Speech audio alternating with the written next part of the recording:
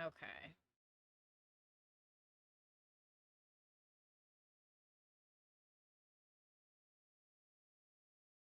Okay, hi.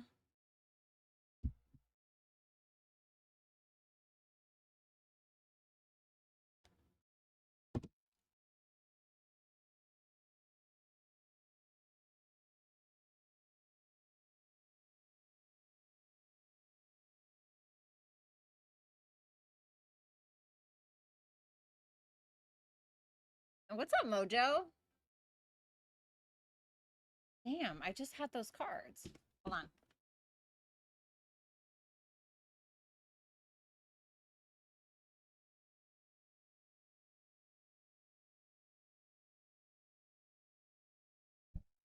Sorry about that. What's up? Hi, my favorite. Hey, my favorite. What's up? How are you? It's good to see you guys.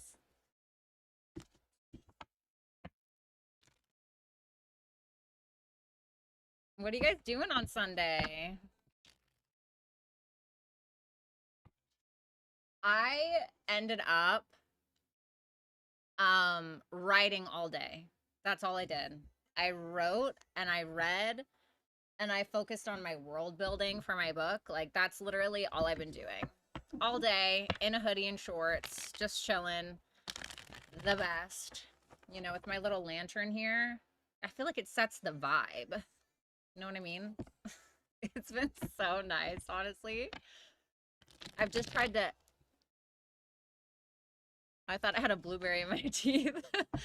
I've just like, for the most part, like kept off of social media and I love it so much. Listening a lot to like Sleep Token.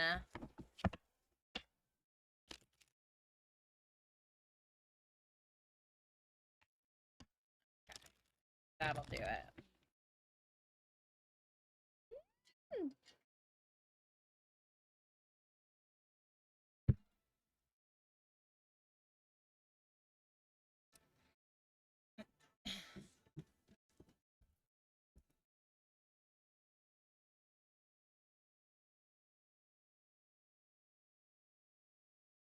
Working, thumbnails, cleaning and chilling. Glad retrograde is clearing. Me too, baby. You know, I'm not, I'm not gonna lie. That was a really rough retrograde for me. Like, if we're being 1,000% serious, that was probably one of the worst Mercury retrogrades I have ever had, baby. That was one of the, hands down, the worst. Oh my God. I must have went through like 4 stages of grief within 4 weeks. You know what I mean? It was so I love Cancer. It's one of my favorite signs. But boy, planets going through there, especially if it's like my ruler and it's going retrograde there, which I don't remember the last time we experienced that. Forget it. Absolutely forget it. I belong in a psych ward. Like, if we're being 1,000% serious,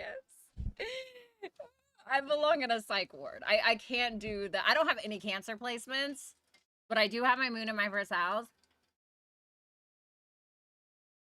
But that was not it for me. I don't honestly know how I made it out the other end, but I'm good. I'm okay now. I can go back to pretending to be normal and like masking. You know what I mean? Although that's getting exhausting as well. Okay, let me open my little thing here. That should not be on. Okay. Let's go here. Sorry, 1 second. Okay. All right, there we go. Okay. Yeah, this one hit Virgo, Cancer, and Gemini the hardest. Oh, 1,000%. You know, and I mean, like, let's give a little bit of credit to Aries, Libra, obviously Cancer, and Capricorn as well, especially if you guys have any placements within those degrees of the retrograde. Just forget it.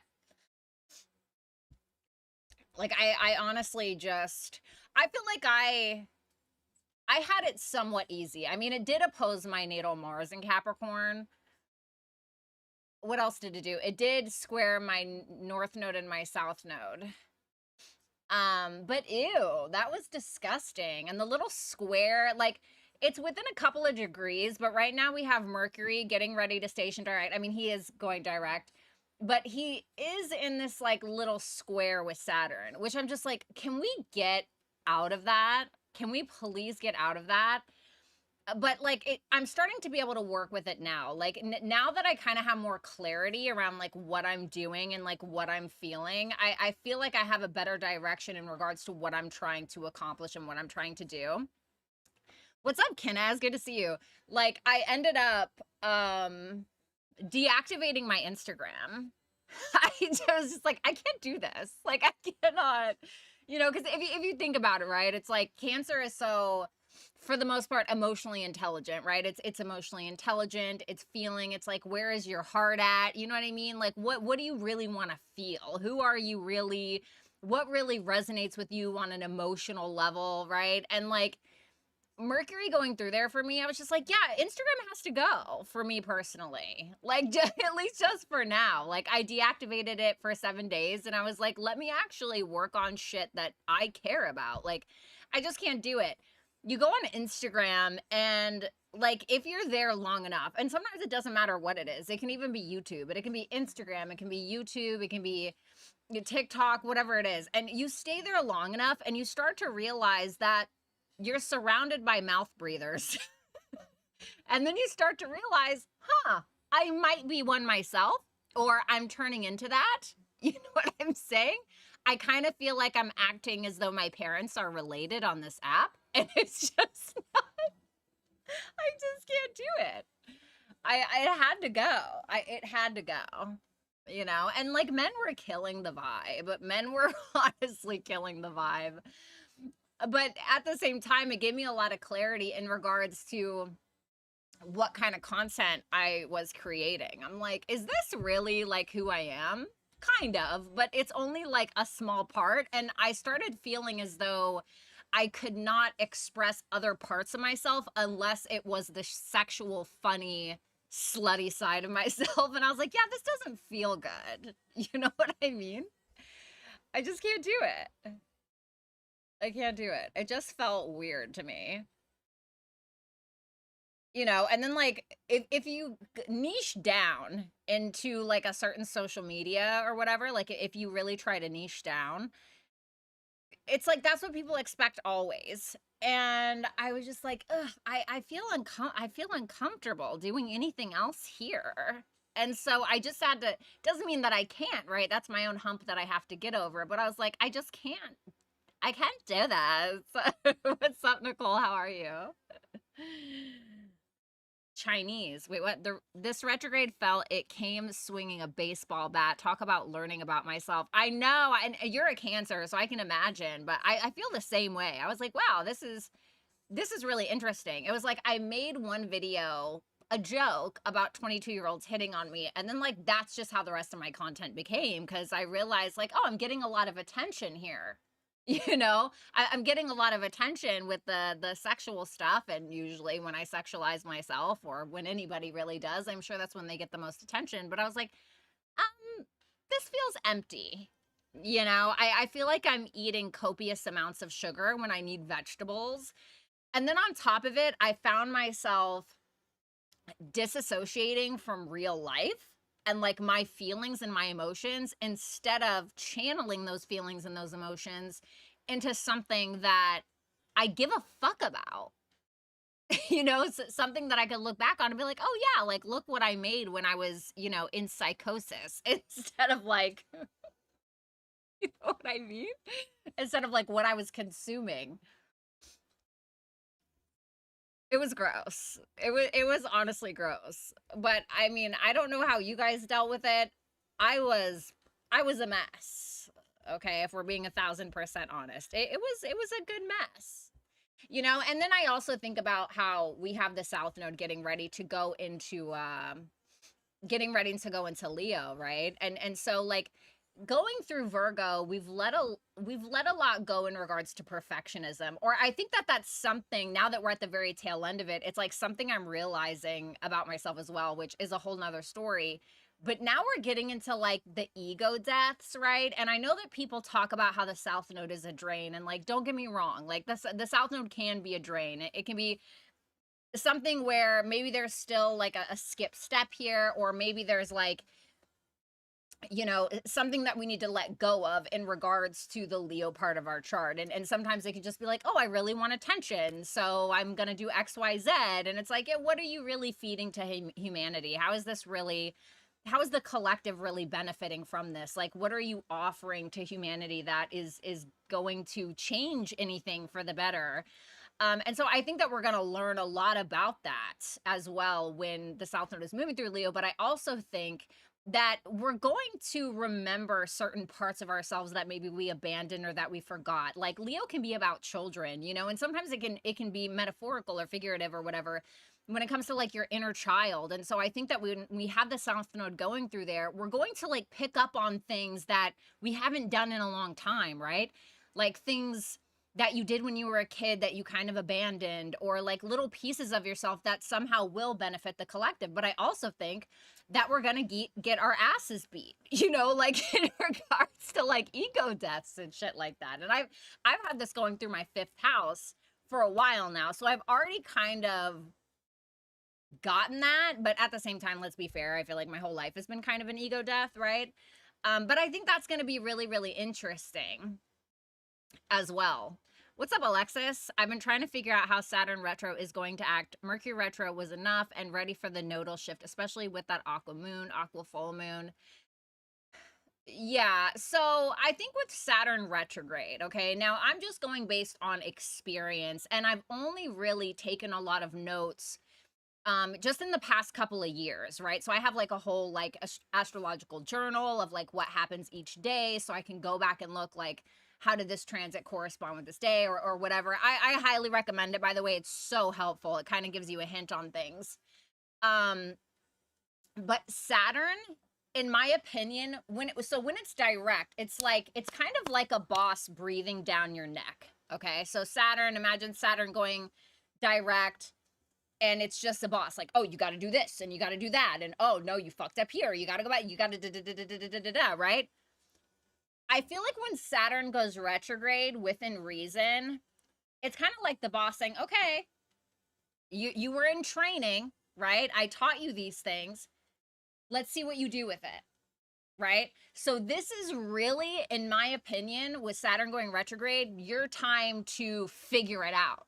What did you learn here, babe?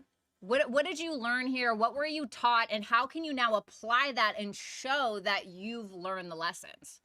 Okay. So if this is like, you know, Saturn going retrograde in your 3rd house, I feel like maybe it's something that you were writing, right? Like maybe it's something you were writing, you were really going for it, you were really trying.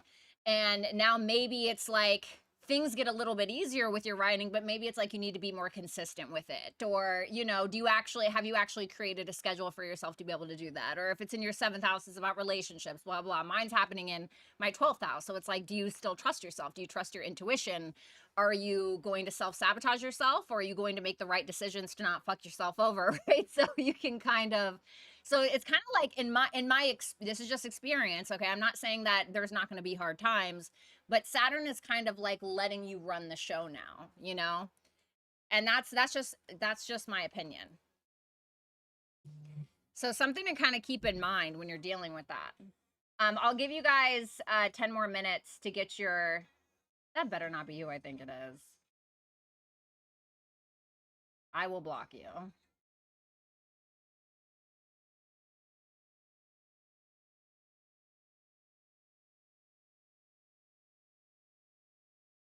Okay. I'll give you guys 20 more, I'll give you guys 10 more minutes to get your super chat questions in if you'd like to, so you can get 20% off, okay? So the discount still applies until about 5:30 EST. Things are a lot more at ease without the boss micromanaging. Yeah, you know, what's up, Adrian? Yeah, so like I wouldn't freak out about Saturn retrograde so much. I mean, don't get me wrong, I don't think it's going to be a cakewalk, you know, and you also want to see if it's touching any of your natal planets, right? So mine's going to be opposing. I hope I'm not skipping. You want to see if it's touching any of your natal planets, and that'll kind of give you an idea of things. So, and it can be like a review, you know. I mean, I feel like a lot of astrologers are saying, like, oh, you know, your exes and everybody's going to get the worst karma of their lives.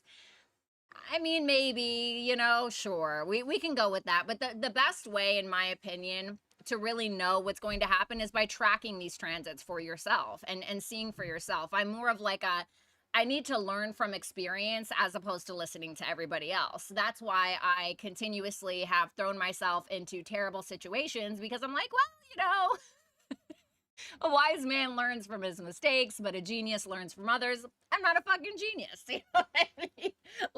Let me run into this at full speed ahead and just see how much I can fuck my life up so I can share this knowledge with everyone else. You know? So, and that is how I became me. What's up, Birdie? Nice to see you. The wise cosmic surgeon. I'm dead. I'll take that. I will take that. Okay. What's up, Leela? It's good to see you. You know. And then we have that full moon in Aquarius. Oof. That's going to be different. That's going to be different for a lot of different people, you know. It looks terrible for me, by the way, but you know, it's all good.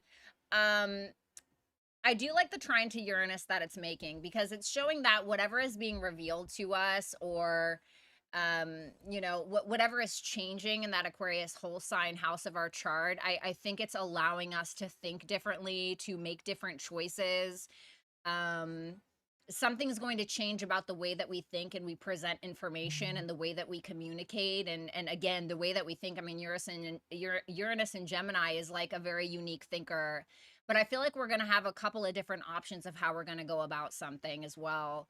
So I feel like we might be a little spoiled for choice, perhaps, but it's going to allow us to break free of some kind of old pattern. um and then there's that sextile to Neptune, which is nice. I mean, sextiles aren't really a big deal in my opinion. I mean, they can be, you know, it really depends. But like when we had that Mercury sextile Venus the other day, you know, it's like, oh my God, what a beautiful day, Mercury sextile Venus. And I'm just like, yeah, some guy on Instagram asked me to go to the Marine Ball with him. Like, it who gives a fuck, some 21-year-old guy. Like, I'm good. You know what I mean? Like, wow, what a great transit. No, I'm okay. Yeah, so sometimes it's just not that big of a deal. But I mean, that full moon is also making a conjunction to Juno, which I think is probably one of the most interesting parts of this full moon, because it's like Juno is contracts, partnerships. A lot of the times it can be be about like a spouse, you know, or even a lover, or somebody who you feel like is the ideal, or something like that. Something may be changing about that, or something may be exposed about a spouse, or what we've done to a spouse, or, you know, the partnerships or the contracts that maybe we've abided by, that we're starting to like wonder, like, okay, is this what we're doing? What needs to change here? Like something's different. I like the Jupiter Sun conjunction, I guess. I mean, I don't know. Every Jupiter Cazimi I've experienced has been pretty positive. Like, I can't think of a single Jupiter Cazimi that didn't go well. I can think of Mercury Cazimi. So if you don't know what a Cazimi is, a Cazimi is when a planet is in the heart of the sun. It means the heart of the sun, right? So it kind of gets burnt up by the sun's rays.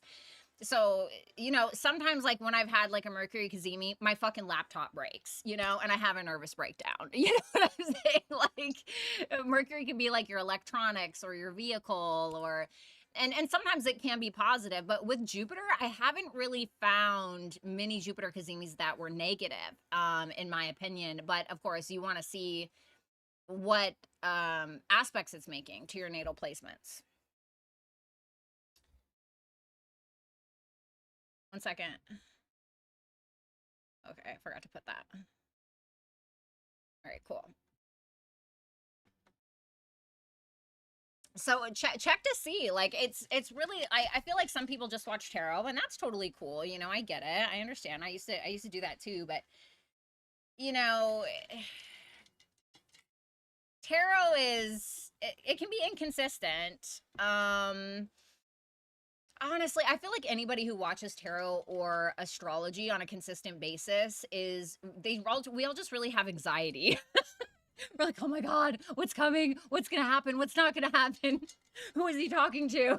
I mean, I feel like we're all just like anxiety ridden, you know? We're on our last fucking Xanax, like just off the edge, ready to die at any moment.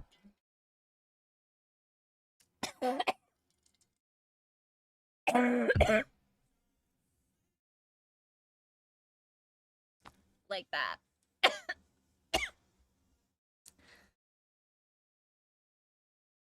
Let me check it.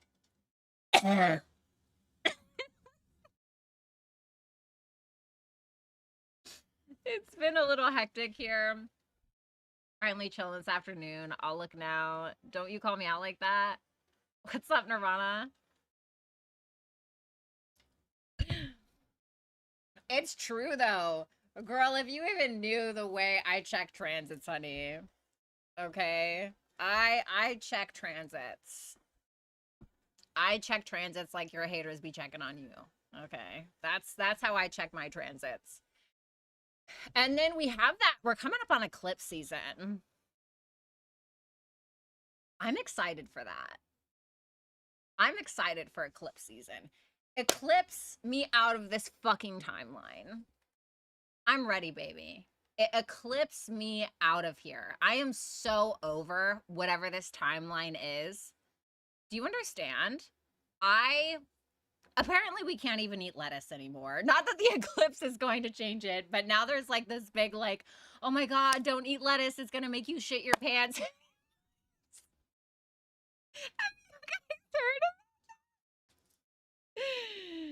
Can you check the Hipsy? What? What's wrong with the Hipsy? What's wrong with it? I'm on it. What's wrong with it? What's up, Donald's? It's right here. Is everything okay? I love sleep tokens so much, please. And then also, what was going on with the berries? Did you guys hear about the berries recall or whatever? Did you guys hear about that? How it's like Donald Trump or whatever took away the frickin' whatever it's called to like check the food to make sure it's not gonna kill us, and like now like our berries and lettuce are poisoned, and like super fun. You know what I mean? Good times. Definitely keeps things like interesting, you know, like as if I didn't have enough anxiety. So really excited about that. But I am ready for the nodes to shift. I'm more nervous about the nodes shifting than I am particularly about eclipse season. I'm excited. I'm excited for that solar eclipse in Leo. I feel like that's going to really make us get the fuck out of our seats and get moving and actually do something. Like, I feel like it's going to make us do something. I feel like, although I will say this, I feel like this is a start of something that we already started before.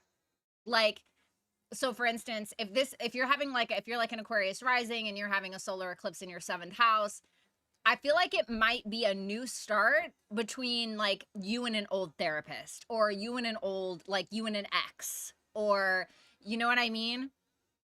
If you're an Aries rising and it's happening in your 5th house, it might be like you bring back somebody that you used to bang, you know what I mean? Like that you used to have physical relations with, or, you know, because that South node is there.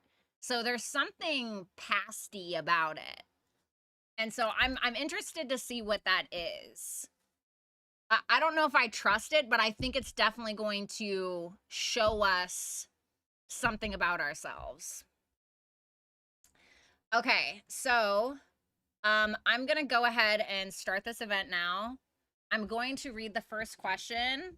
Okay, and then we're gonna talk for a little bit, then I'm gonna read the next one. So let me see, number one. I'm actually gonna do this so it's easier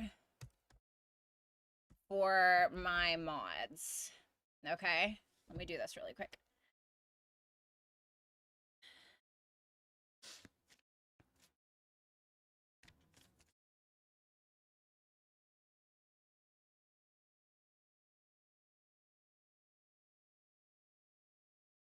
Okay, let's see. Is this in the cards for them?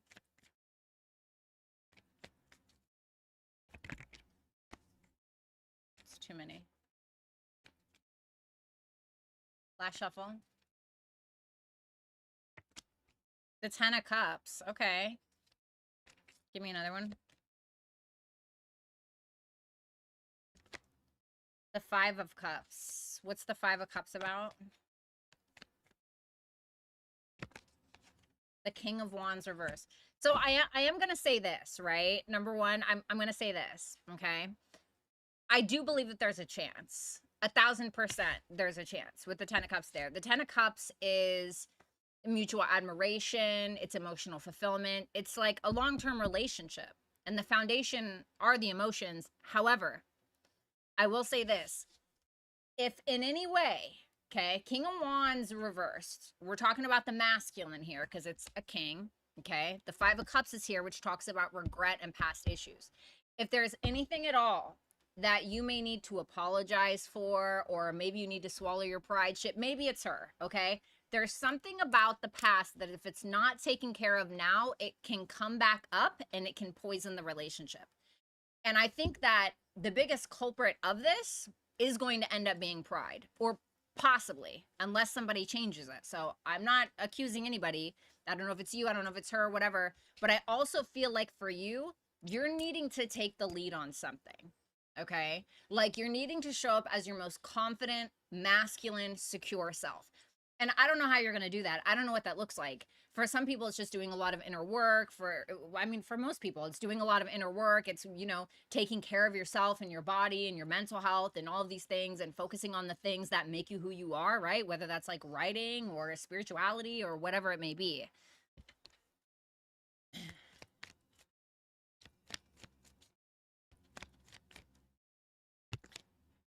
The Star is your advice.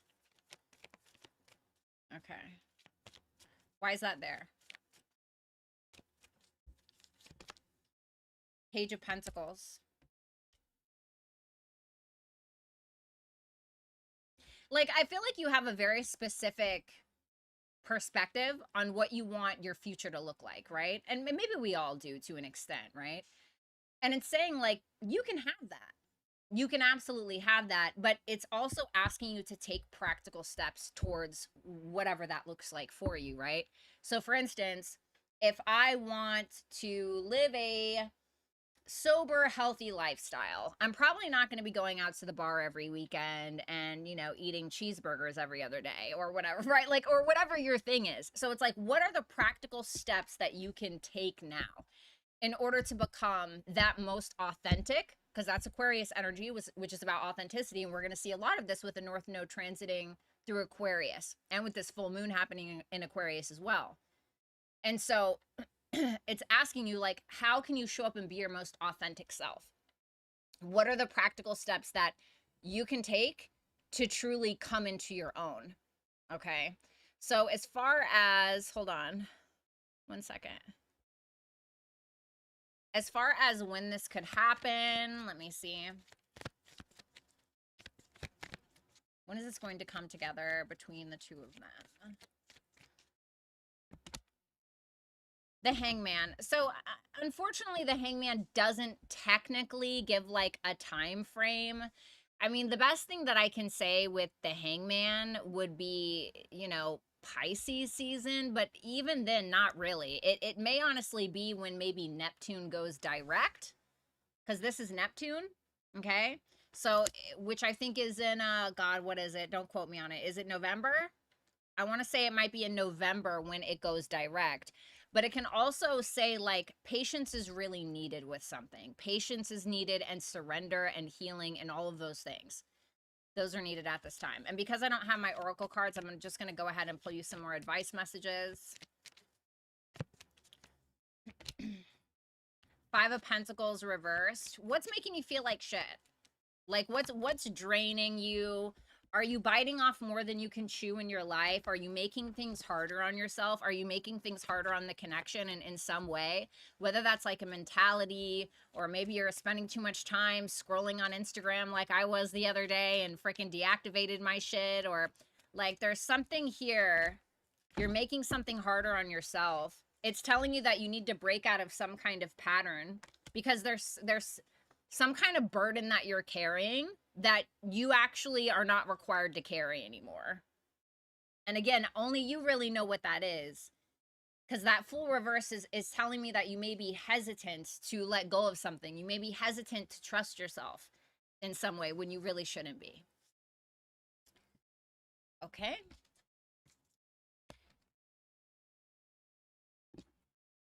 All right.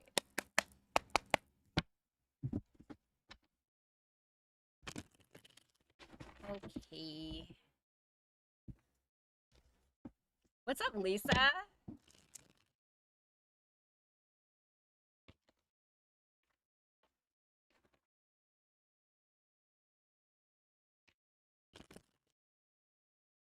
Take this off.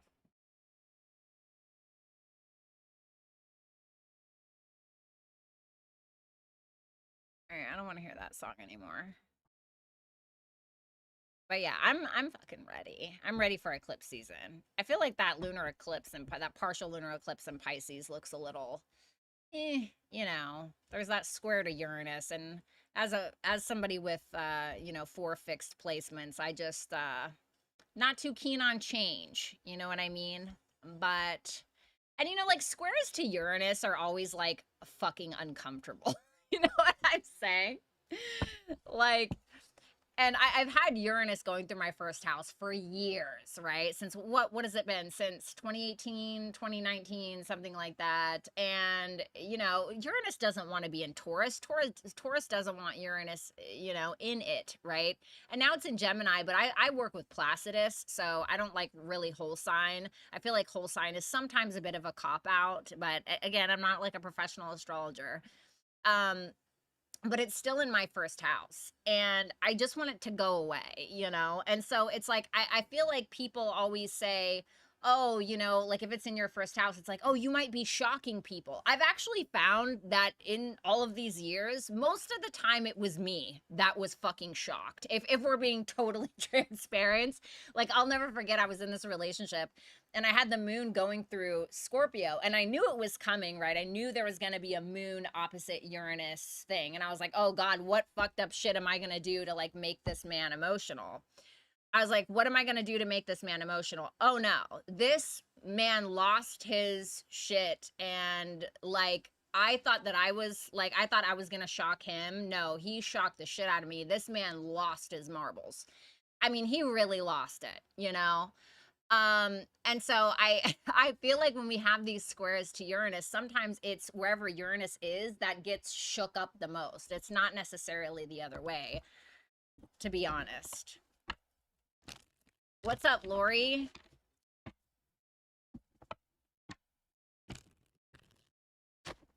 So think about where you have Uranus going through your chart. And I mean, like the Geminis are going to be feeling it. For sure. Good luck, by the way. Hated that transit.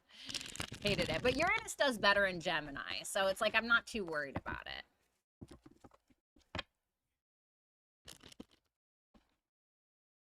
Okay, let me do this other super chat question.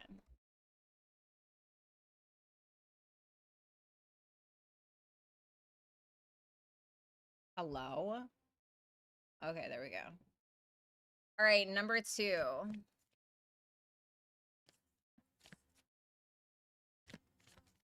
What happens if she stays where she's at? Death. Okay, well, maybe it's time to go. You know what I'm saying? It's going to end anyway.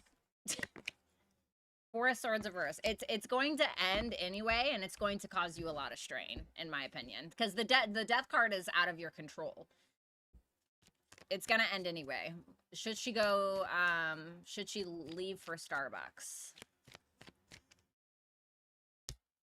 Queen of Wands reverse. No, I wanna be. Queen of Wands reverse and the World reverse. I think that you can do it, but I also feel like there might be some insecurities that you have approaching the job. Like, the Queen of Wands reverse can be a little bit insecure, a little unsure of herself, and you may feel that going into it. If you can take ownership for yourself and allow yourself to mature, which is essentially going to end up creating more confidence within yourself, I feel like you can really do something there. Like, you may rise in some kind of position, but I do feel like it's going to require your confidence and your natural ability to lead in some way, or to at least cultivate that talent, gift, skill, or ability. So this job that you have, okay, now, of course, this is for entertainment purposes only. I'm not telling you to leave your job. But whatever one you're at right now is going to end anyway. It's going to end, and it's going to cause you a lot of stress. The Starbucks one looks good. I do think it will pay off with that 7 of Pentacles at the bottom. But look at that Hierophant reverse. But look at that Hierophant reverse. It's like going to break you out of your comfort zone a little bit, which I think might be what you need. But only you can really decide that. Can I get some advice for her? The 9 of Pentacles reversed. The Tower reversed. It's basically saying stop holding on to something that isn't doing you any favors anyway. You know what I mean?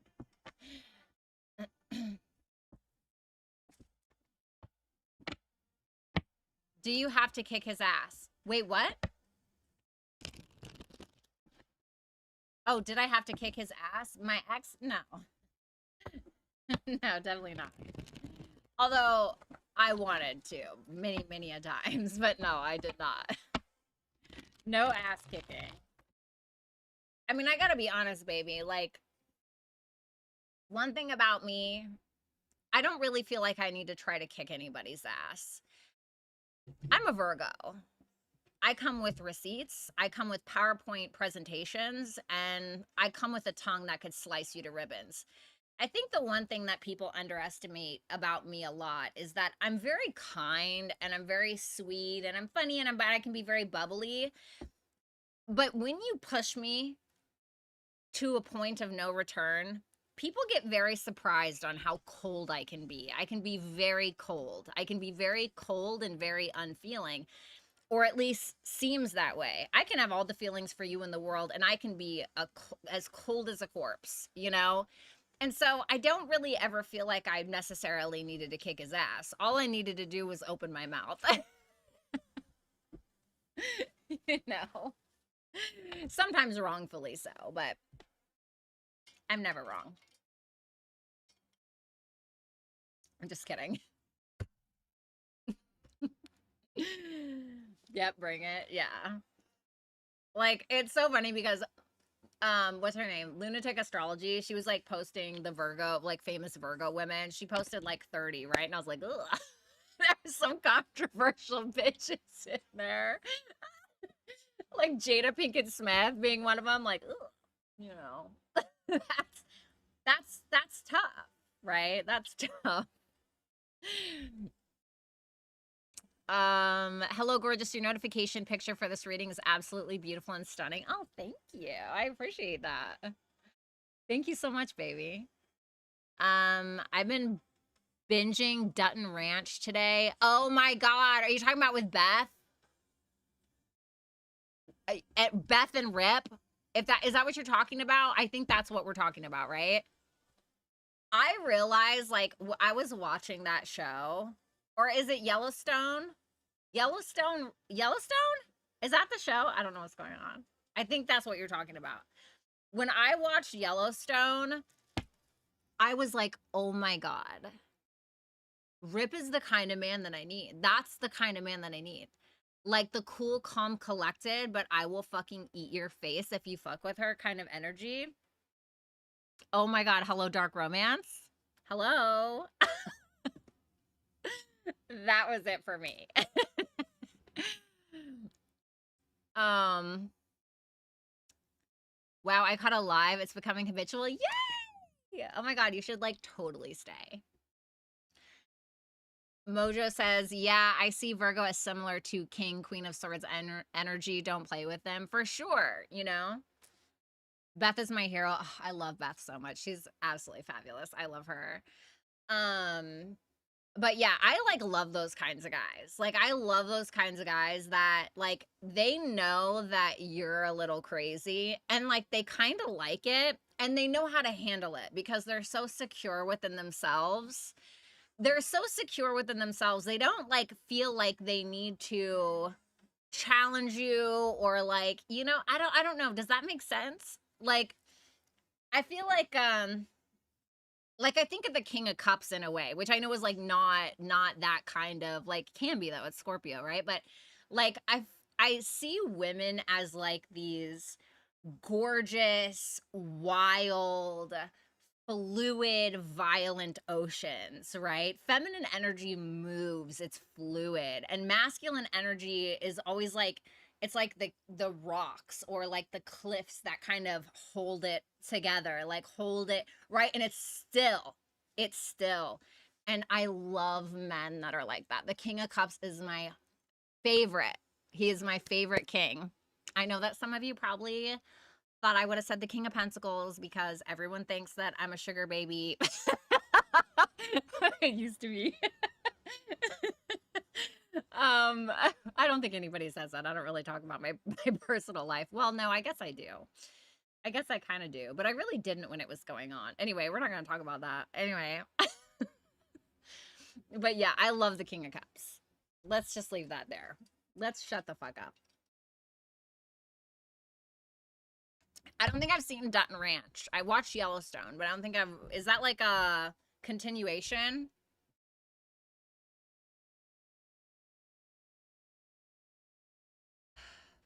Okay, I should probably answer one of these.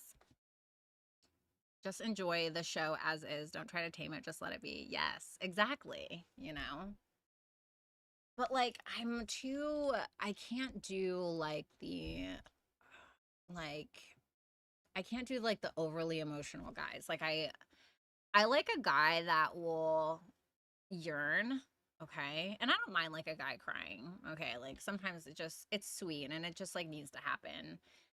But there is nothing sexier than a cool, calm, collected man that is not going to argue with you. He's just going to give you a five-finger necklace, you know? And that's it. You know, it's just a five-finger necklace. Problems are solved.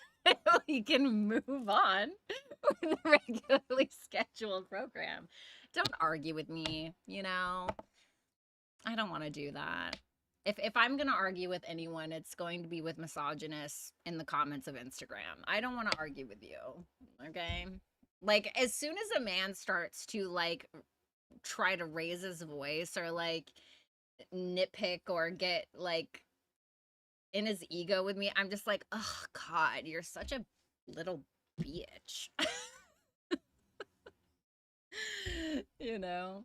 But like also at the same time, I think that in the past I've been really bad about giving men like little shit tests, you know? Like giving them little shit tests like, "Oh, let me just push a couple of these boop boop and see what happens." You know, like to make sure that you can handle all of this. No, that's not healthy.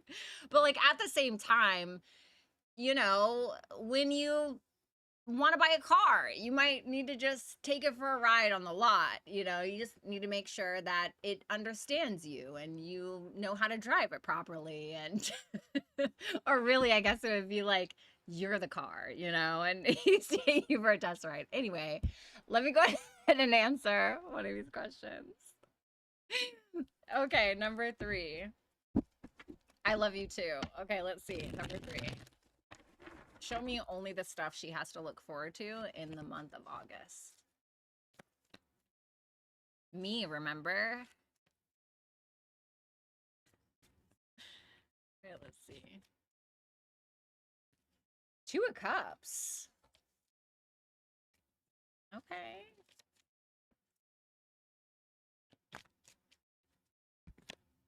Four of Swords reversed.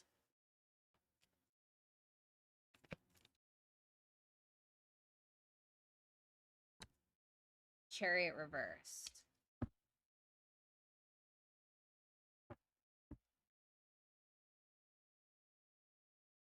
What's the Two of Cups? Or who is the Two of Cups? Or what's going on there?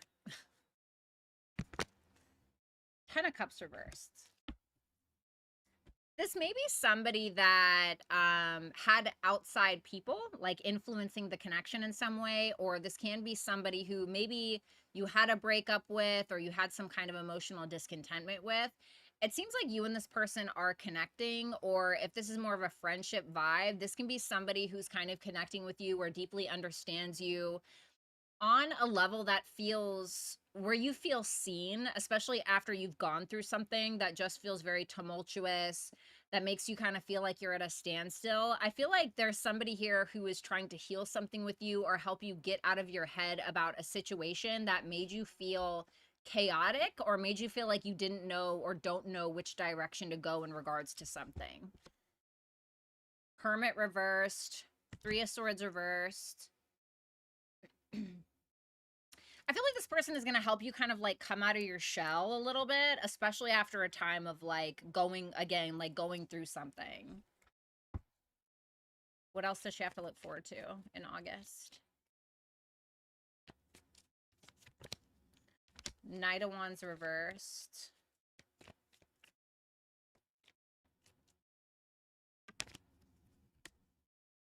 How is this a benefit?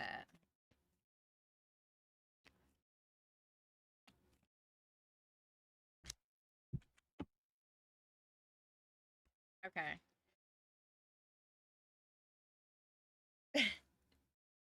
I'm getting like this energy of you just being like, ugh, peasant. With that Knight of Wands reverse, the Empress reverse, and then I asked like, how is she benefiting? And I got the Hermit reverse, but at the bottom I got the King of Swords and the Eight of Cups. It feels like to me, you have somebody approaching you. Now, you know who I associate with the Knight of Wands, okay? Like, think in your head, okay? Are we here? But maybe it's not that person, right? It can be anybody. But I feel like you're looking at somebody's approach or their lack thereof, and you're like, God, this is so disgusting. Why did I ever deal with this before?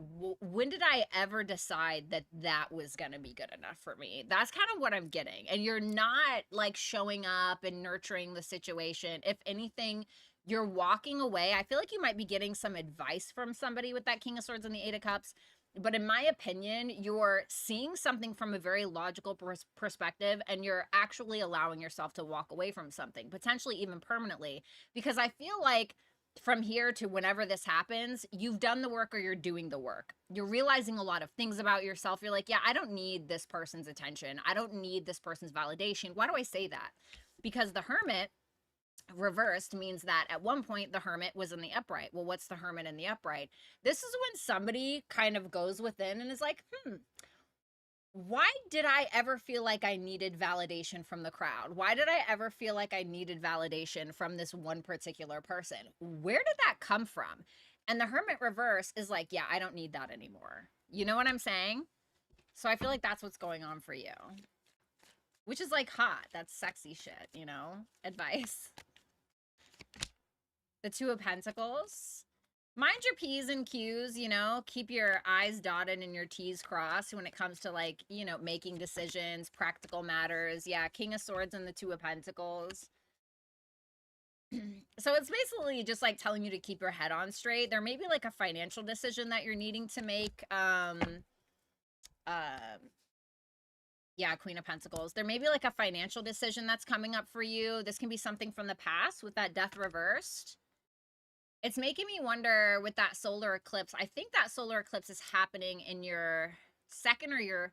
No, it's happening in your third house. So this can be like a conversation, maybe around money, some kind of contract, a job, or... But it seems like it's something that's being revisited. So it's just asking you to listen to somebody's professional advice about a decision that you're getting ready to make.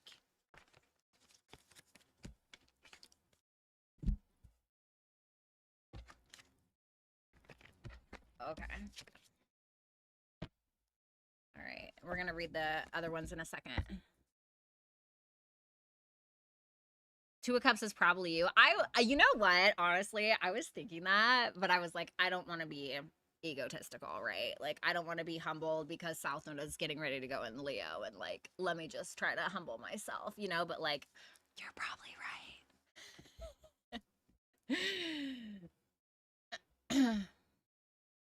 V is going to be answering super chats throughout the live. Timestamps, yes, thank you. I appreciate that. Okay, I've heard this song a million times. I'm just no.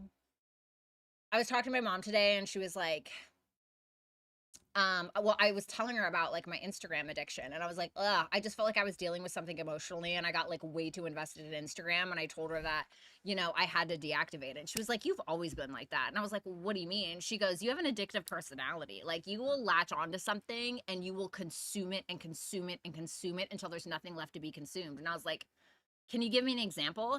And she's like, just off the top of my head, when you were little, you would come home every day and watch Forrest Gump twice before bed for like 2 months. 2 months. Used to do this all the time with things. And I was like, that sounds a little tism coded. that sounds like it sounds a little maybe neurodivergent or something, you know, that's not normal. And I still do that. Like, I don't know if it's ADHD, I don't know what it is, okay? But I do this thing where I like obsess over one thing or I cling on to one thing because it's comfortable. I think I do it because it's familiar and so it feels safe. You know what I'm saying? I don't know. I don't know if anybody else does that, but like it'll be like the same song, for instance. Like it'll be on repeat 4 hours. You think I'm joking? Not joking. I will read books of like the same book over and over and over again as well. Maybe OCD. So, little fun fact, weird fact about me. When I was little, my mom would like put my socks on, and if the seams were not perfectly, like if they were not perfectly lined on my toes right here, I would fucking lose it. I would absolutely, no, the seams. I'm not even joking. I wish I was joking. And then when they would try to get me in the car, there would be like cigarette burns in the back seat, and I refused to sit on the back seat unless they put a towel down or a blanket down. I would not sit on it. I wish I was joking. Why does it gotta be I had a crush on Forrest? I didn't have a crush on Forrest. It wasn't that. I've always been like that. Like I've always done that. Like I've listened to one song on repeat for hours, or I watched do you know how many times I've seen Game of Thrones? Do you know how many times I've seen The Office? I have seen every season of The Office over 20 times. I'm not kidding. I will do like the same thing over and over and over and over again. It's weird. A crush on Forrest Gump. God damn. I mean, you know, I've had some low standard. Well, let me not say that. That's mean. That's not nice. That's not cool. He was great. What do you think about food touching? No, that doesn't bother me. No, it doesn't bother me. I just went to Greensboro a few days ago. They are very proud of Gump. Yeah, but it wasn't just like Forrest Gump though. It was like many different things that I did. That was just one example. Like that's literally just one example. And I still do that till this day. ADHD hyperfocus shows up in many ways. Yeah, it's like I feel like when I like get with a guy or a girl, I become hyper fixated and I'm like I get very obsessed with them. And then it's like I find something else. It's like, oh, you know, whatever. It's just, it doesn't mean that like no, not anybody special. Like, please understand. Like, you know, I've truly loved people that I've loved, but like I do get very weird like that. Like, if I can find something else to fixate on, like it can even be a topic or a subject. You know, I wish I could do that about things that really mattered.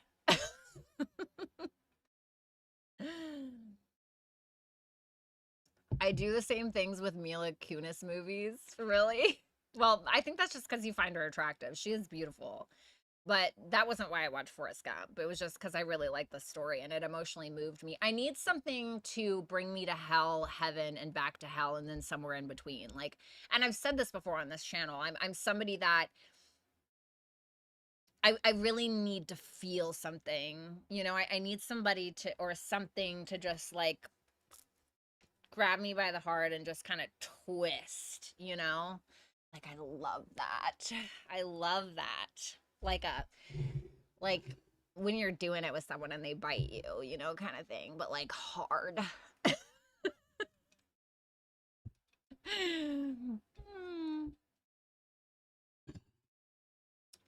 I do it too. I'll watch a movie over and over. I've seen a Big Ass Spider so many times. Big Ass Spider is a real movie title.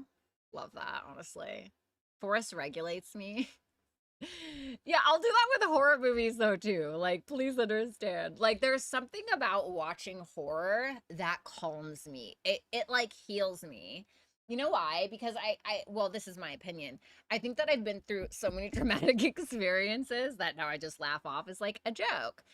It feels like I can experience something as terrifying, but like in a controlled environment. It's kind of like when people have sexual trauma and then they find themselves like subconsciously or consciously reliving that trauma through their sexual experiences with their partner, which I've also done.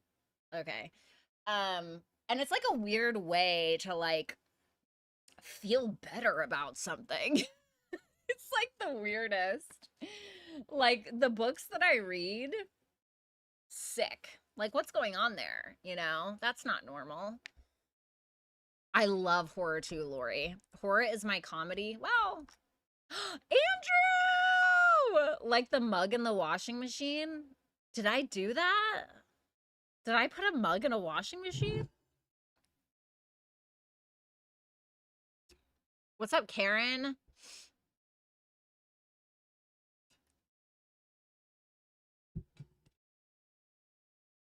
I was cracking up in the Evil Dead the other night. Oh my God. Is that the one where they locked her downstairs and then like it opened? You could just see her eyes and her fingers. Like, ugh, whatever. Is that the one? And then like the bitch's arm gets cut off, I think, or something like that. The handle broke, bitch. I do not remember that. Andrew, it's so nice to see you here. Okay, hold on. Let me answer one of these questions really, really quick, okay? Okay, let me see. I kind of like this. This is nice. I like this little Sunday fun day thing going on.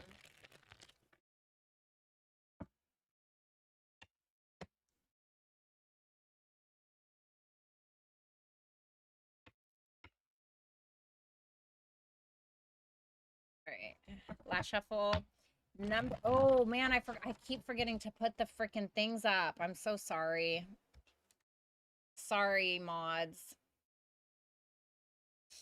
Okay, number 4. Oh wow, really? Okay. I hope it was good stuff. Let's see. What can number 4 expect for August?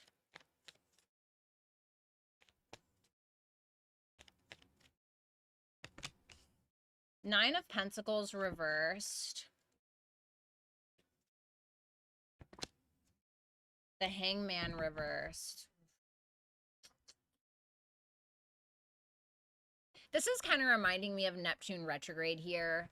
You may be having some realizations. Maybe it's around you and other people. Maybe it's around money specifically. You may be feeling like, oh God, you know, I really need to get my shit together. Or you may be thinking like, why do I do these things to feel like I need some kind of validation from others? Or why do I feel like I need to prove myself to XYZ or whatever it is? And so I feel like you may be needing to have, or you are having some realizations around that specifically. Like, are you overdoing it in some way in your life, whether that's financially or you're overgiving or you do feel like you need something to prove? What's the advice for that? Just curious. 5 of Cups reverse. And maybe stemming from like a past situation that you have regret around. Like, are you giving to someone out of regret or afraid that like the past is going to repeat itself, so you feel the need to overcompensate in some way. So like for instance, let's say that you were abandoned and you chopped it up to, oh, it's because I don't look good enough. And so now you're like overdoing it in some way, or you're working out like, 3 times a day or whatever to like not be abandoned. It's like, well, that's not really the issue, or I'm not saying that's what it is, right? But it might be something around that. What else can number 4 expect? Like what's happening external from their energy? The death card. What is that about?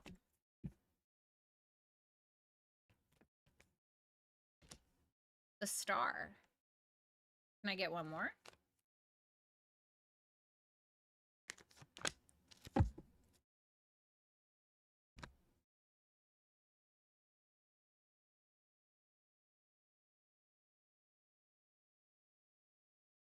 Something is I'm almost getting like inspiring you. Like it feels like something is changing about your long-term goals or dreams. And you may kind of feel like, okay, maybe I need to give something else up in order to make this happen. Or you may be asking yourself, is this really practical? Does this really make sense? What's the advice for that? The Eight of Pentacles. It makes sense if you want it to make sense. It's like if you put in the work, they will come or whatever, right? But it may require that you give up something else, or it may just be saying like you're going to need to prioritize something if you really want to put the work in. And at the same time, like, what is distracting you from accomplishing this? Because that's what you really need to look at. Because I feel like there's something that may be distracting you, or a person, or social media, or what other people think, or whatever it is. Let me get some general advice for number 4 for August. The Four of Cups reversed. Wah, wah, wah is what I heard. Four of Swords. Don't be afraid to,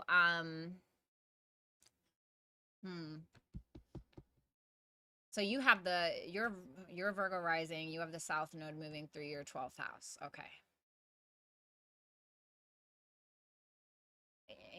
There's some shit that you're needing to let go of.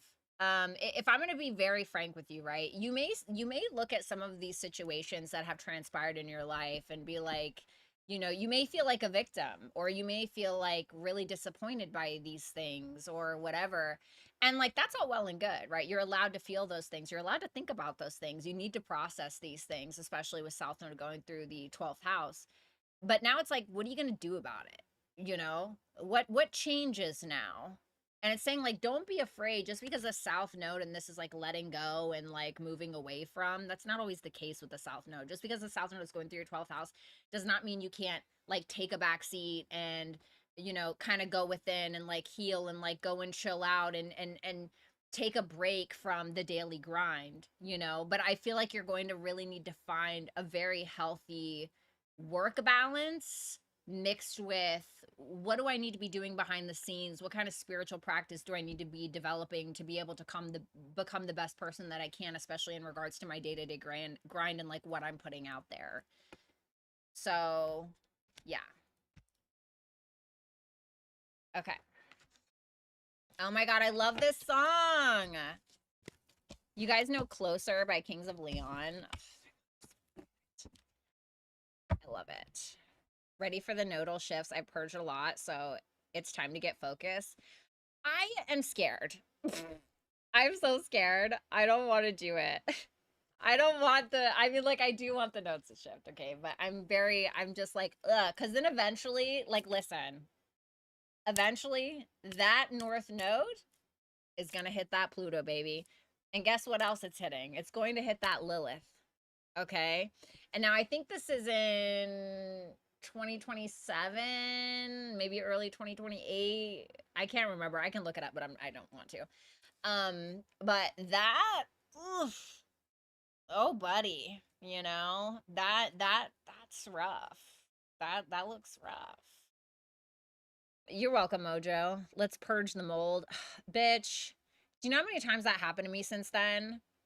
At least like 3 times. So disgusting. I'm scared too. It's on my axis, Aqua North, Leo South. It's on which axis? Are you so you're saying that you have an Aquarius North node? So you're having a nodal return. Can I be honest with you? I mean, I'm not saying that nothing's going to happen, okay? But like I don't know. And like when I've experienced my nodal returns, it just wasn't that big of a deal. But then again, it wasn't happening on like a an angular house or anything, right? So when things happen in the first, fourth, seventh, or 10th, you tend to feel them a little bit more because they're going to either oppose that house, right? Because first house is you, fourth house is your roots, right? Your home, your family. Seventh house is your one-on-one relationships, also your open enemies. The 10th house is like your career, your reputation, how everybody perceives you versus like your first house, who you actually are, you know. And so that can be scary, like when it happens there. That's why I'm scared, because the north node's gonna hit Pluto in my 10th house. I'm like, ew. Immediately no. Immediately no. Yeah, don't worry too much about your nodal return. Honestly, it's not, you guys, nodal returns are not that scary all the time. Okay. Now, if you have like some crazy shit like Pluto and Saturn there or something, like, yeah, maybe, maybe it's going to square, whatever. But like, you're going to be fine. It's like think of it as like think of it as like a trying to reach your potential moment. Like when I had my nodal return, it was very much like something that helped create who I am now. But mine's in my 12th house, so it's always a little rough. Oof. 12th house is absolutely terrible, but it wasn't that bad. I gotta pee. Yeah, don't worry about it, Nicole. Seriously. Like, and you guys, I think that a lot of people, and including myself, I think that sometimes we catastrophize these transits when really they're not always that bad. Like they're really not. Like when we had that, well, no, that Mars Uranus conjunction was pretty shitty for me. But like sometimes it's just really not as bad as we make it out to be, and then you'll look at it. That's why I think it's important for you guys to keep track of what's going on astrologically, so you can kind of go and look back and make sense of things. Because once you actually keep track of the transits and you look and you see like, oh god, these big scary transits are happening, sometimes it's just not that fucking bad. It's just not that deep. It's not that serious.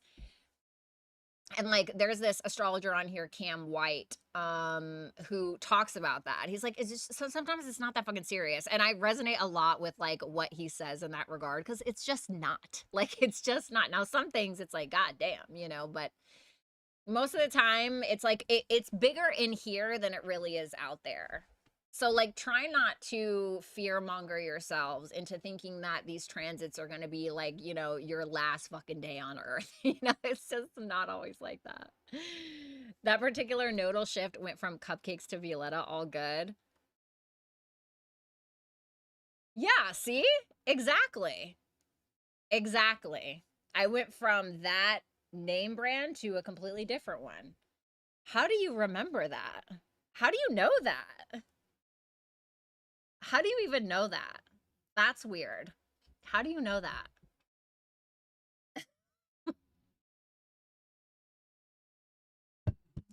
But yeah, it's not that big of a deal. Okay, let me pee just like really quick and I'll be right back. Okay, hold on.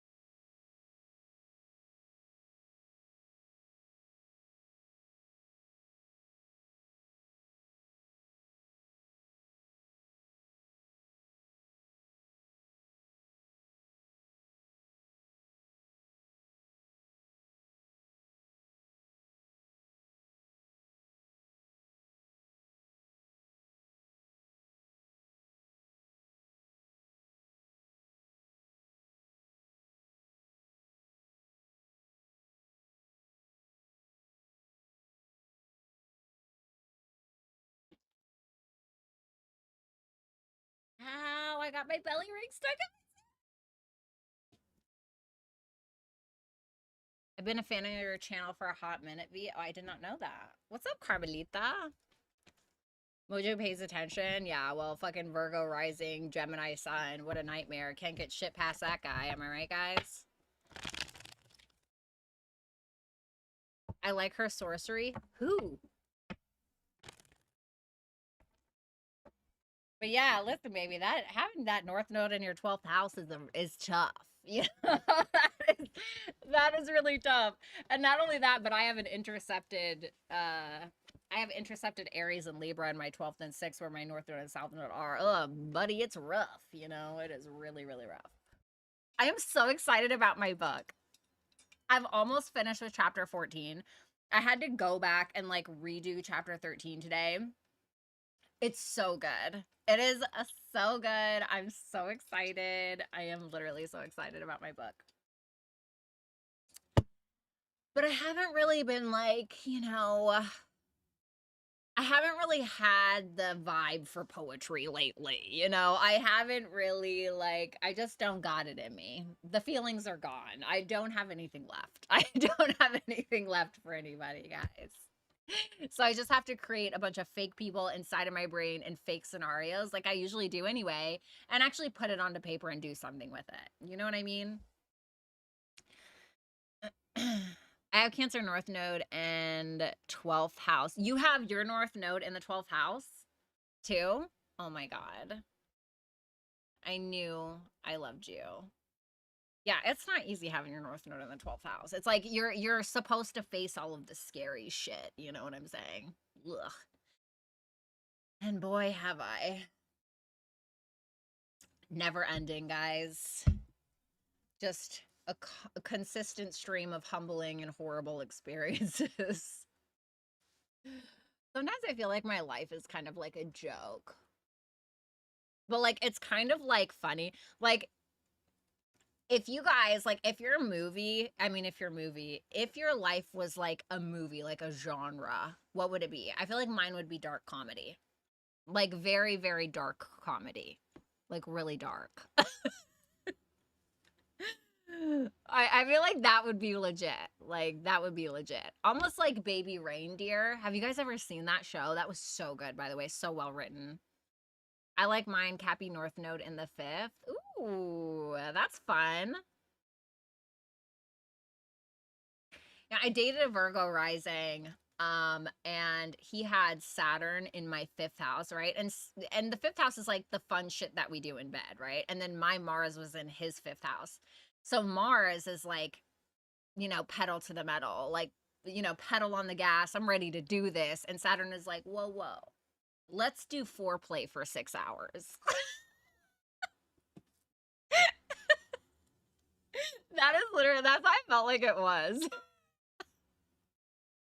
You know, I was like that freaking chihuahua humping the couch, and he's like, okay, you know, let's chill out for a minute. Psychological thriller. Ooh, that's tough. That's tough. Mine's would be a shit show. Donald, that's not a genre in film, okay? I need you to get it together. Wrap it up, buddy. Okay, what is the actual genre that your that your life would be? Scorpio North Node in the 12th house. You have your North Node in the 12th house too? Ooh. In a Mars ruled sign like me too. Do you feel like do you know enough about astrology where you feel like you understand the experience or you know the experience?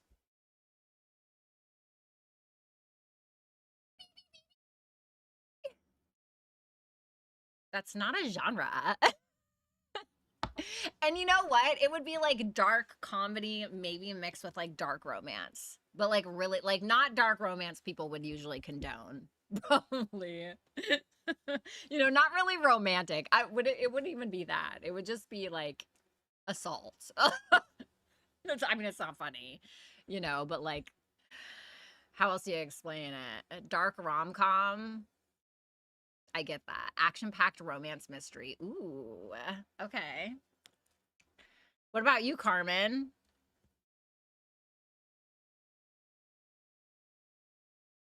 I kind of want some black tea a little. Let me do one of these super chat questions. Thriller, rom-com. Damn, I got a lot of rom-com lifers in here. Yeah, you knew I was going to call you out. That's right. All right, let me get number 5 here. What is this song? Wario featuring Laura Brett. No.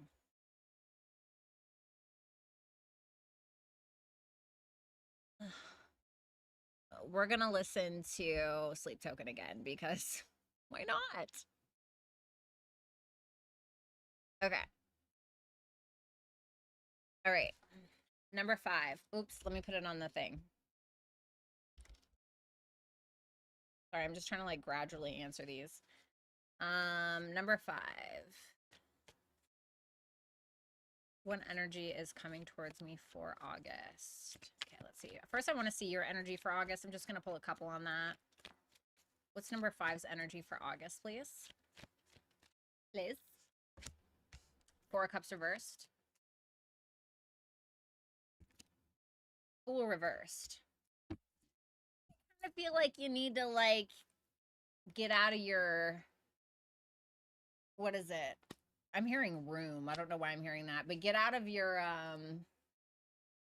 You might be feeling a little, like, melancholy in August for whatever reason. If there was like a recent disappointment that you experienced, or you're just kind of thinking about like how things didn't work out, maybe you're blaming yourself, maybe you're blaming others, maybe rightfully so, fuck, I don't know. But that Fool reversed is like, it's causing you to hesitate on some kind of new journey that you're supposed to be having, or maybe a trip that you're supposed to be taking. Or it's like you may also be telling yourself you can't do something because of XYZ. You can't do something because it didn't work out before. You can't, like, just for an example, right? I'm not saying that this is it, but like, oh, I got rejected at that one acting audition, so I'm never going to do it again. You know, it's like, no, you need to do it, you know, or like it's something like that. So it's like, maybe it's your love life. You're like, oh, fuck that. It's like, no, get out there, slugger, you know?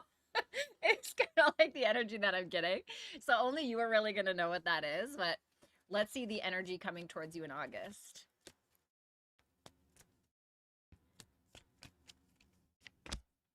The Death reversed. Something from the past. What's this about? Okay.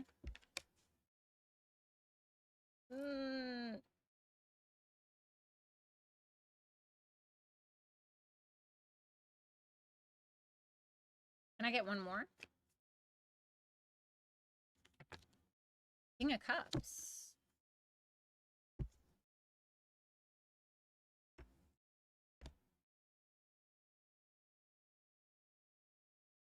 What truths no longer serve you? Like, I see the Seven of Swords reverse and the Tower reverse at the bottom of the deck, and I'm like, there's some kind of truth that doesn't really resonate with you anymore, or something that you've been telling yourself that can't really come with you to where you're going. Like, and I don't know what that is for you. I don't know what it is, but it's like, I don't know if it's like a self-limiting belief. I don't know if it's something that you tell yourself about women, or if it's something that you tell yourself about your acting auditions, or like, I don't know what it is, but you got to let it go. And that's kind of what I'm getting what this is about. What I do like is that something is up for review. And this can be in regards to your love life specifically, okay? And what I like is that the Temperance card is here and the King of Cups is here. So let's say it's like a past person that's kind of coming back. You're not rushing into shit. If anything, you're really taking your time. You seem to be very emotionally regulated. You don't seem eager. You don't seem desperate. You're very like cool, calm, collected in regards to maybe making peace with somebody. But what you seem to be doing is playing the long game. Now, of course, this can be something that you're kind of picking back up in regards to like something that you're wanting to learn or some kind of travel thing. It's something that your heart is in, though. So basically, something that you're making peace with or something that you're taking your time with seems to start working out for you, and it's something that your heart is really in. What's like the energy about it? Four of Swords reverse. It's helping you heal, or it's helping you get out of like your fucking house. I'm getting something about getting out of your room or getting out of your house again. I don't know why. I got this with both of the fours. Getting out of your house, getting out of your room, getting out of somewhere that you've been like trapping yourself in. I don't know if that's like a mindset or like like a certain corner of your mind or what it is. What's the advice? Six of Cups. Okay.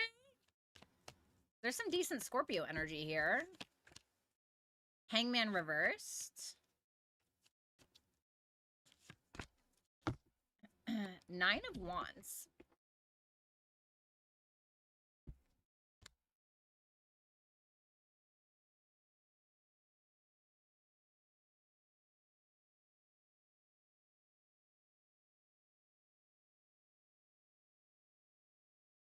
I want you to try to allow yourself to be vulnerable this month.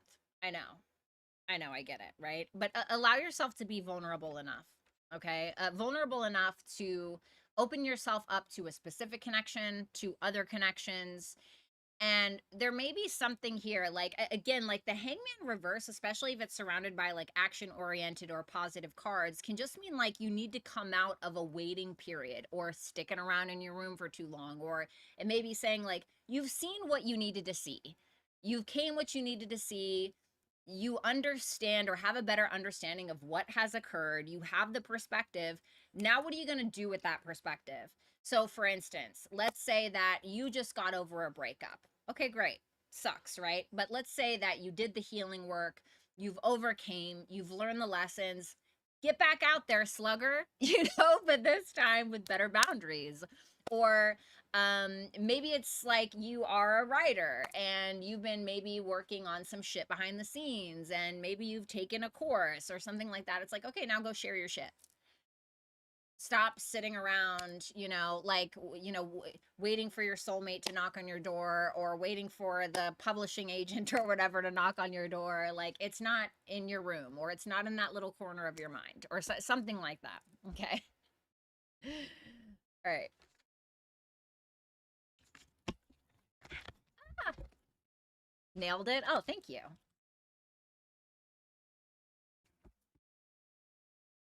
Mine would probably be a snuff film. Jesus fucking Christ. God damn. Okay. Mine would be a mystery because nobody knows what happens next, including me. I'm so dead, honestly. Love that for you. Absolutely love that for you. I get it though, I don't know, like I'm thinking about like what sign do I want to date next? Like what sign? I'm trying to think. I dated a Cancer. Okay. I dated my first Cancer. I dated my first Gemini. I've dated Aries women. I've never dated an Aries man. Like not for serious. So I still have an Aries man. My first, well, he wasn't technically my first boyfriend, I guess. I dated a Libra, but I dated a Libra man, but I feel like that was not it. I was like 15 or 16 or whatever. 16. So that's a no. So maybe I haven't dated like an Aries man. I've dated an Aries woman. I haven't dated a Libra man. Aries, Libra. You got to collect them all. No, I'm just joking. But Aries, I'm just kidding. Aries, Libra. I'm trying to think.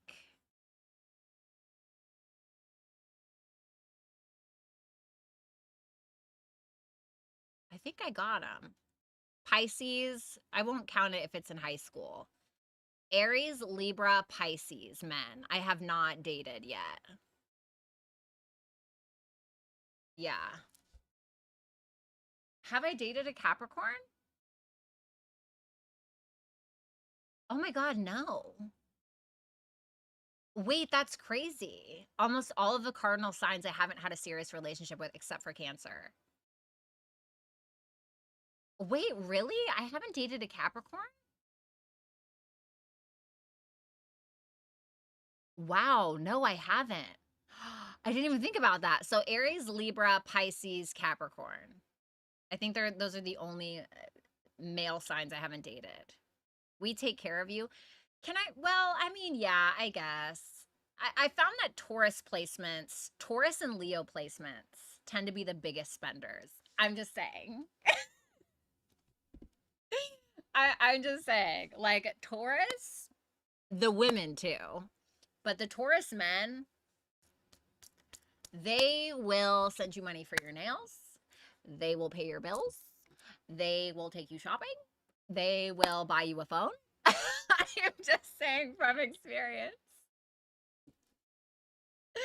I'm just saying. There was this one guy trying to court me. He had Mars and Saturn and something else. Mars and you know, now mind you, these fall in my first house. Huge spender. Daddy Warbucks. Okay, you have no idea the amount of money this man spent on me. It was honestly incredible. I never met him in person, but it was incredible. I dated a guy who had Venus, Lilith, Mercury in Taurus in my first house. Absolutely incredible. Literally was such a gentleman. He wasn't like rich, but he made decent money, and he would pay for my nails. He paid for everything. I didn't have to pay for a thing. I didn't have to bring my wallet ever. And to be honest with you, that should just be how it is, in my opinion. So I think that's why I like people with Taurus placements. They're naturally just like that. I just love that. Like a Virgo man, no. I'm sorry. No. Capricorn, the Capricorn man was okay, but like, he didn't really offer to like take care of things. Like, he would pay for dinner and stuff, and it's like, okay, that's great, you know, but I don't know. He didn't like really didn't do more than that. But he sure did try to take up a lot of my dang time. I'm dating a Taurus and we both take care of each other. Well, that's nice. We show you how to get money too. Yeah. Like, don't get me wrong, I like Capricorn placements, you know, but I feel like Capricorn placements, now not all of them, okay? Taurus placements are more generous and easygoing with it. They're like, yeah, get your nails done. Yeah, here's this. Yeah, here's that. Capricorn placements are like, that doesn't make any sense. Why should I get flowers? They're just gonna die anyway. Yeah, so are you, bitch, but you're still here in my house. Like, okay, let's apply that same logic. Put you on game? Yeah, I guess.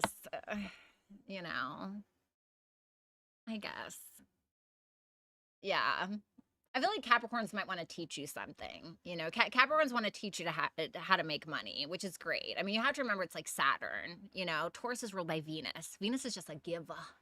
Venus is just a giver. Capricorn placements are like, well, you know, let me teach you how to make the same money that I did. Can you just pay the bills? I'm just kidding. But, you know, they're kind of a little bit. A Virgo is going to teach you how to level up as well. They're going to show you everything that's wrong with you, and they're going to get your routine down. They're going to help you quit drinking. They're going to help you become better in that way. But I prefer the Taurus placements above all. Okay. As a Taurus rising, Taurus moon, Virgo sun, Mars, and Capricorn, I prefer the Taurus placements. You right? I know, it's annoying.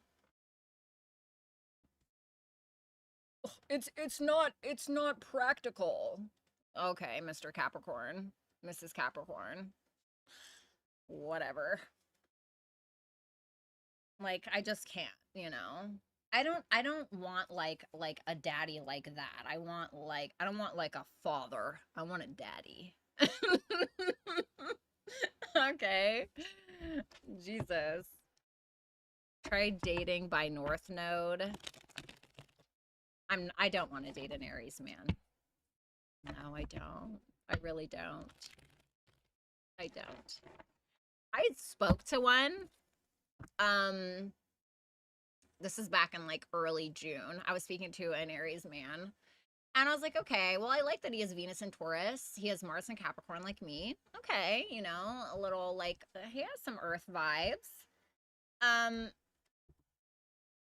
Ew.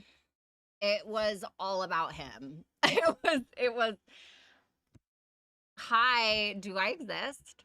You know, do I exist? Honestly, I can't. It was so weird. you know, and he's just like, it was all about himself. I'm like, he's like, oh, I really like you. Really? You haven't asked me a single question about me. Like, you just offered up unsolicited information about yourself that I didn't ask. It's just very weird. Their North Node, your 8th house.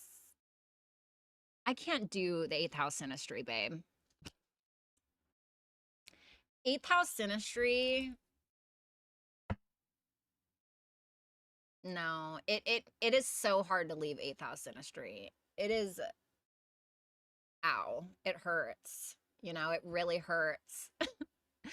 And I'm not dating a Sagittarius man ever again. And don't care. They just don't like, so I believe I'm neurodivergent, okay? I truly believe that. And he was just making a lot of assumptions. So he was, you know, he's neurodivergent, and he was like, well, I wouldn't expect you to understand for neurotypical people. Like, so condescending. I'm like, and you kind of get to a point in life and like a certain age when you just stop explaining yourself to people and you just like let them show you who they are, you know? Like, you haven't asked a single fucking thing about me. And then like he wanted to show me all of his writing and all of his art. And it was beautiful, you know. His art was really gorgeous. Um and then it took him like days to ask to see my writing. And so I showed him. He didn't respond to it. Like, he just didn't respond to it. I was like, okay, I don't think. And he was like also incredibly paranoid about me. Like, he was very paranoid. Like, he thought that I was going to, like, I don't know, he was so suspicious of me. It was so weird. I was like, dude, that, you know, and I felt really bad, but I kind of ghosted him a little bit. And he was really nice about it though. He was like, he texted me and he's like, basically just saying like, I know you're ghosting me. I just want to let you know that you really taught me a lot about the way that I talk to people and the way I come off to people. And I was like, I'm just thinking in my head, like, that's great, but I'm still not responding. I just can't do this. I can't do this. My right egg. Elle and I had 8th house synastry. Ugh, it is so rough. That is rough, babe, you know? Oh, you're writing? Yeah. I kind of just, if I'm being honest, if you are someone that's trying to date me and you are not, my writing is who I am. If you're not interested in that part of me, it's probably not going to work. Like, you know, I need somebody that's interested in that, like, that's interested in what's going on up here, because I feel like a lot of men just kind of like, oh, you know, because I do have some sex appeal, especially a lot of sexual energy in person, and I feel like they get very like entranced by that, and I get that. That's great. I love that, and I love that for us, and I love that for the bedroom, but there's so much more going on. And to be honest, the way that I look when I'm dolled up and the sexual part of me is probably the least interesting thing about me. If you don't get it, you don't get it. You know, it's just, let's just move on. Okay, yes, Nicole. Okay, let me answer this here. Number 6. Will this new job, oops, let me do this, sorry. Whoopsie. Will this new job be good for growth in my career? Let's see.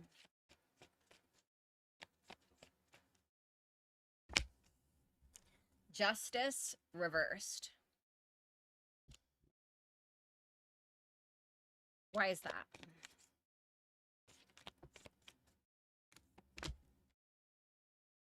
The Empress.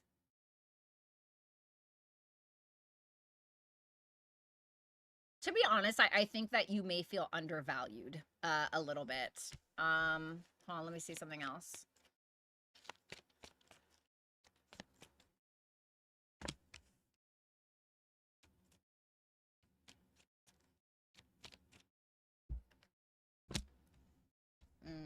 Okay.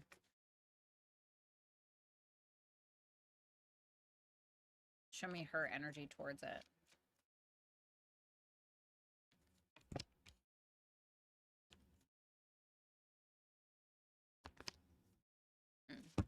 Okay. So I'm gonna be very honest with you, and I was kind of getting this. I'm getting like a catty energy, like not from you, but from other people. I think that you have a lot to bring to the table. I think that you have a lot of love or creativity, creative vision, whatever it is. Like you have a way of like nurturing a project or an idea and really like bringing it to life and making it bloom. But you may feel like everybody's kind of out for themselves while you're playing for the team. And I see that because your energy towards it, or your energy that is going to be towards it, is the Three of Cups. So it's like you're trying to be a team player, but with that Death card, you may feel like, oh, like you may feel like you see the truth of these people that you work with or the communities that you're a part of. And you may be like, oh, this is kind of gross, which kind of makes sense with the North Node going into Aquarius anyway. I mean, it's kind of pushing us to understand society and people and working with others and finding ourselves through that, and finding what we can offer the collective and as a group as a whole. So I feel like that kind of has to do with it. So maybe see where the North Node is going to be transiting your whole sign Aquarius house to kind of give you an idea. But this is how you're going to kind of take this. Nine of Wands reverse and the Six of Cups reverse. You may get exhausted. You may feel like people are not being authentic with you. You may feel like people are keeping secrets. You may feel like there's some kind of drama in your career, or like people are just committed to misunderstanding you. That's kind of what I'm getting. The thing is that I think that you're like a blooming flower amongst like dead grass here is what I'm getting. But you just may feel like while you're being a team player, you may feel like everybody's out kind of for their own ego a little bit. So what's the advice for that? The Page of Cups reversed, the High Priestess reversed. I would not get too hung up on everybody else's opinions about you and what you bring to the table, because you may find that you can't really be transparent or open with others because you may feel like they try to use it against you. And you may make people try to not make people may try to make you second guess yourself, but I really think it may end up stemming from jealousy or competition. And so it's going to be very important for you to know yourself and understand yourself and have confidence in yourself and what your intuition is telling you about your potential and what you can accomplish. So, will she meet someone new or go back to the past person?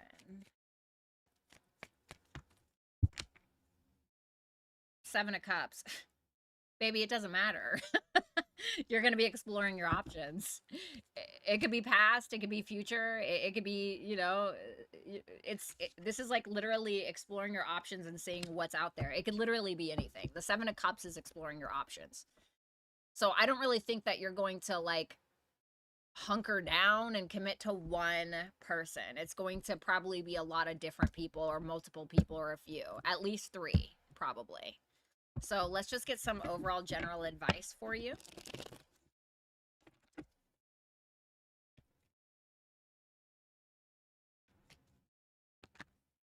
King of Cups. Temperance. Okay. The Moon reversed.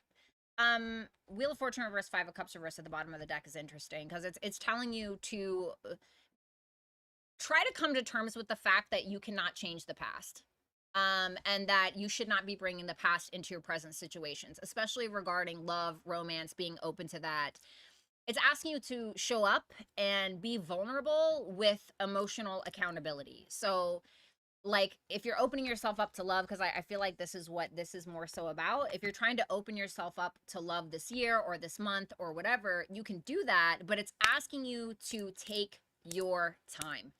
Take your time and don't project past situations and perceived failures onto potential newcomers or potential relationships. Like, don't rush into relationships. Don't rush into bed. Don't rush into sleeping with somebody. And you can do whatever you want. It's your body, but that's what it's saying. Like, it's telling you whatever it is or whomever it is, take your time with that person. Like, really take your time. Let them get to know you, you know, within reason. Obviously, keep your boundaries intact, right? But that's what I got for you.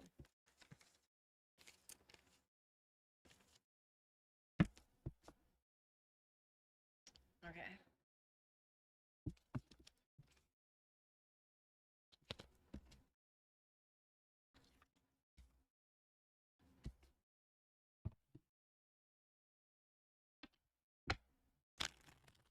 But yeah, 8th house synastry is blah. From what I've seen, though, if their north node aligns to your 8th house or rising. Yes. Yeah. And the guy, yes, I totally forgot about that. The guy that had his Mercury, Lilith, Venus in my first also had his north node in my first, and I had my north node in his first. Loved that. That was incredible. Love that so much. Amazing. That was my favorite.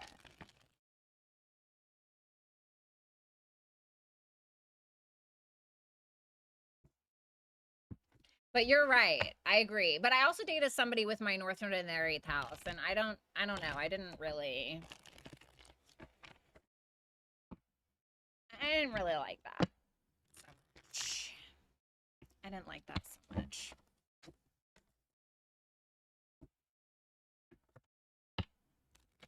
Because I felt like he made me feel like I was asking for too much. And like, I felt like I wasn't asking for enough, in my honest opinion. Like, I wanted more of something. I wanted more of what he had to offer. And I just felt like it just wasn't enough for me. I don't know. It just wasn't enough for me.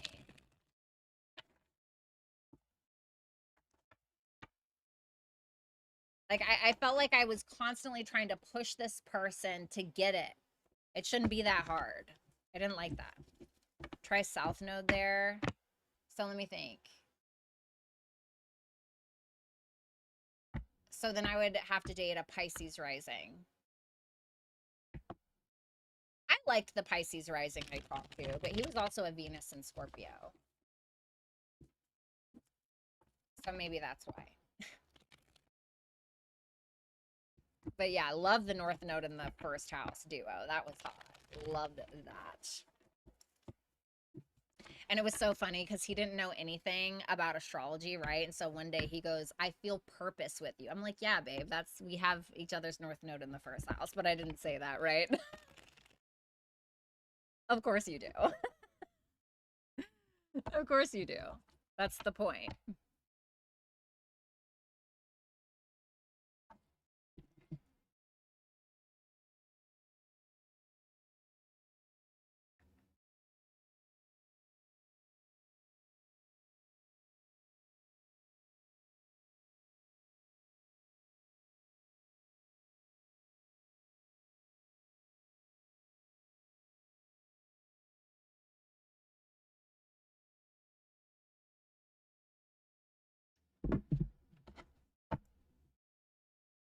Uh, Thanks, Ark. I appreciate that. I promise you I don't wake up like this.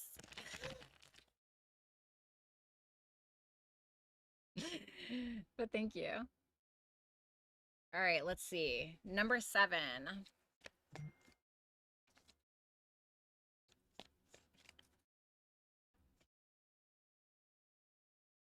Oh, number 7. You know I'm not a professional astrologer, right? I can still do it, but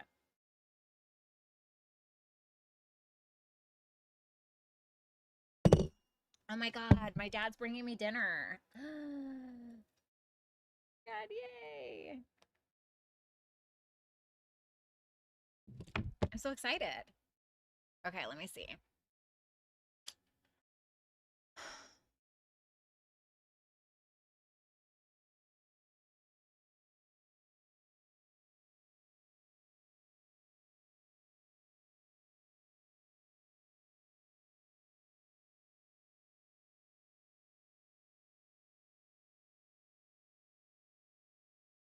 Oh,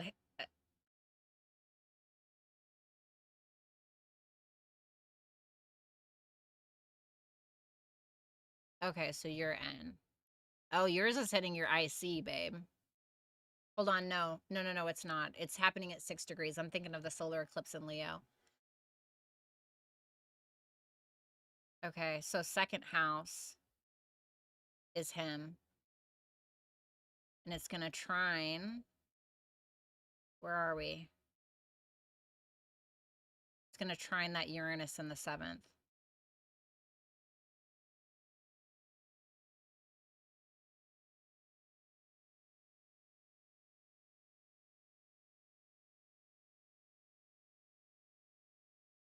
Let me see yours. In the third house. And these are definitely going to be some financial conversations. This can be about shared resources between the two of you. This can be him bringing something to your door and being like, hey, this is how much money I'm making. This is how much money I'm not making. There can be something there. But it seems like with the fortuitous trine to Uranus transiting his 7th house, there's going to be something here that's probably going to benefit you in some kind of way, or you guys are learning how to work with each other when it comes to shared resources. So for instance, maybe you guys try to buy a house together or something like that, or it can be something regarding values. And he may be revealing something to you about his own personal values when it comes to finances, when it comes to relationships, etc. But I feel like it's going to do, if anything, it's going to benefit you guys within reason. So it's probably going to benefit your guys' relationship. But it is probably going to be a talk about money, because then with you, this is happening in your 3rd house, which is about contracts, conversations. So there's probably going to be some very revealing conversations between you and him that may be a little bit surprising, but it feels like it's in a good way. It can't even be like talks about intimacy. It can be where you're really kind of letting him into what your needs are, or what it is that you really want, etc., what you want financially from him, what you want in regards to a relationship. This can't even be like conversations about marriage and things like that, because with that trine in his 7th house, this can be like relationships, and the trine in your 7th to Uranus can be about like where we merge. This is like where we marry another person. This is where we merge finances. This is where we merge houses, etc. What, or not merge houses. It's like when we move in together or things like that. So there can be conversations about how serious something is getting, or how serious something is going to get.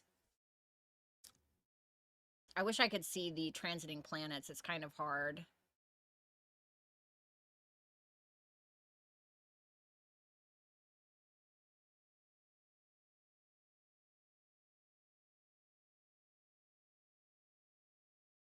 It's going to happen in his 8th house. Yeah, this feels very financial to me. It's like your money versus his money, you know, and your guys' belief systems regarding money and regarding shared resources and what belongs to whom or whatever, or your, again, your personal values when it comes to intimacy and when it comes to marriage, when it comes to relationships. You're going to have a conversation around that for sure.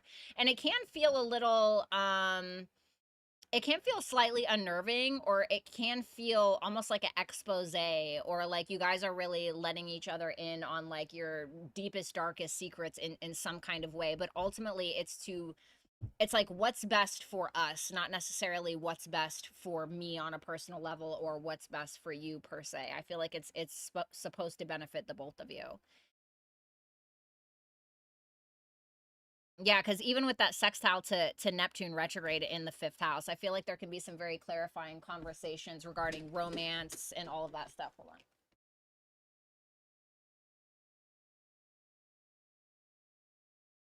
Oh my God. And I'm also going to pull cards for you. Hold on.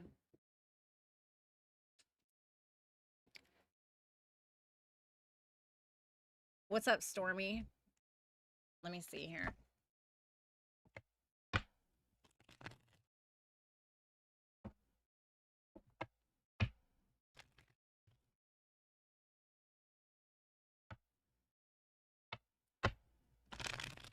How is this full moon going to affect her and her partner?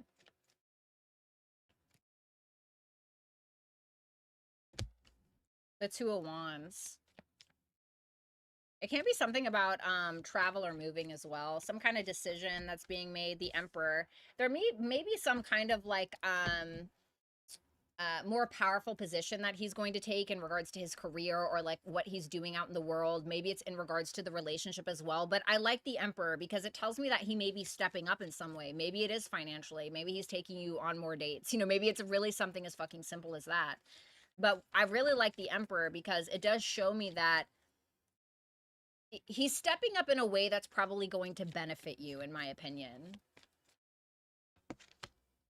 The 7 of Pentacles reverse, which I also feel like if it is about finances, like if his finances have been leaking somewhere, like maybe you want him to spend more money on you, or something like that, whatever it is, he may be starting to move money around or reprioritizing what he's invested in, whether that is financially, energetically, etc., whatever it is. So there's some priorities that are kind of being moved around, in my opinion. Show me, how is this benefiting her? How is this affecting her? The Lovers. Yeah, it feels good to me. It doesn't feel bad. It feels good to me. I feel like this is probably going to get, especially with those trines to Uranus, I feel like this is going to get you guys out of like a stuck energy, or this is going to kind of change up your relationship in a way that is exciting and productive and new. It feels positive to me. Because that's Gemini right there. The Seven of Cups reverse. Yeah, I told you, it's gonna be some kind of very clarifying conversation regarding like values or finances. Two of Pentacles reverse. What do we need to prioritize? What are the things that we need to drop in order to combine our finances, or in order to move in together, or in order to take the relationship more seriously? So again, it just feels like some very clarifying conversations regarding your values and like what you guys want moving forward. It doesn't look bad. But I do feel like there's a financial component to this. Advice for her? The Two of Cups reversed, the Five of Pentacles, the Nine of Swords, King of Pentacles reverse.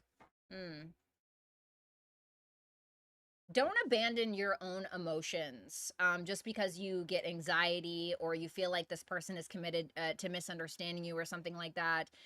Allow yourself to open up. I do think that you may end up getting in your head a little bit with this full moon in Aquarius. I think that you may kind of start to overthink things, and that happens. I mean, you have to think as well, like this, with this full moon making a conjunction to Juno, which is our partnerships, it's our contracts, it's our spouses, it's our one-on-one connections and things like this. And with the moon and Pluto together, I mean, this can be like not psychological warfare. I mean, in some rare, very rare cases, sure. But this can be very, like it can bring up a lot of fears, okay? It can bring up a lot of fears and it can bring up a lot of concerns. And sometimes we can kind of like get ahead of ourselves with things. But if you can lean into that Jupiter Cazimi that we're having, where the Jupiter and the Sun are conjunct, which I believe is happening in your 9th house. If you can more so focus on the big picture instead of getting like meddle down in the details, I really think that this full moon is going to be easier for you, because this full moon is happening in your 3rd, which is like, we're worried about the details, you know, we're picking apart every little thing that our partner is saying or whatever, right? But with that opposition to the Jupiter Cazimi in your 9th, this is more so the bigger picture. Okay, you know, am I getting in my head about the wrong things? Is he getting in his head about the wrong things? Am I focusing on the minute details that really in the grand scheme of things really don't matter? So it's kind of asking you to see the bigger picture in regards to something, I think.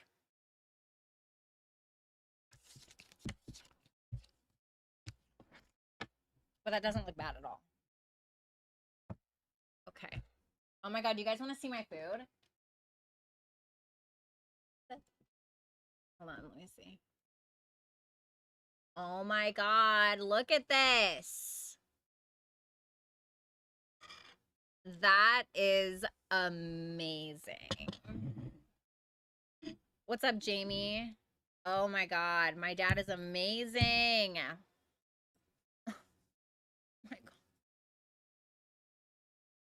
Oh my God, this is so good. Oh my God, this is so good. Are you joking? Definitely salmon. Oh, now my cat wants to come over here.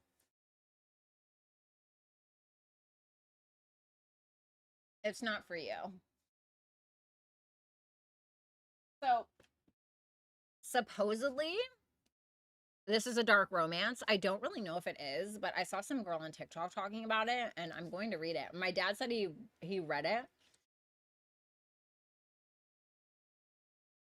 My dad said he read it, and he was like, yeah, it's a little too much of a girly book for me. And I was like, what the fuck does that mean? And then I saw some dark romance fan talking about it, and I was like, did my dad read a fucking dark romance novel? Daddy's girl for the win. Ew, no. I would never call myself that with my dad. Me and my dad is my dad, but sometimes he feels like a big brother.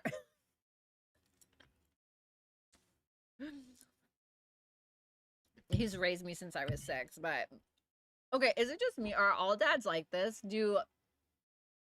Does your dad tell you that he loves you? I feel like my dad does not. My dad does not. I haven't heard him say that in years. We don't hug either.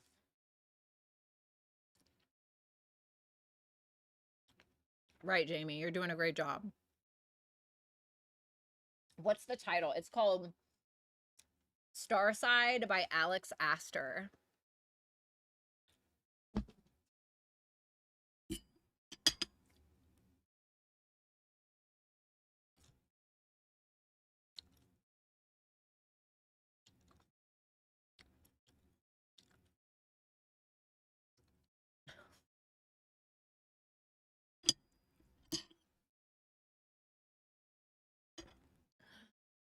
I have my reasons. The salmon you're eating, he just said it. True. That's true. That is true. You also have to like look at somebody's Venus sign. My dad's a Venus in Virgo, you know? So his love, he'll like, so I need like copious amounts of ice. What's up, Carla? It's so nice to see you. I need copious amounts of ice because I drink so much iced black tea every day with espresso. And he always comes back with a bag of ice. Not for anybody else. Not for him. Just for me. Doesn't say a word, just puts it in the freezer, you know? So that's true. But I'm also kind of like a words of affirmation girly, but I'm also an acts of service girly. So like, love that.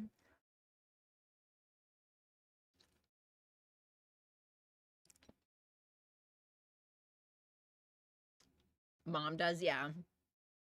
My mom tells me she loves me, but not my dad. And this is homemade bread. This is homemade bread.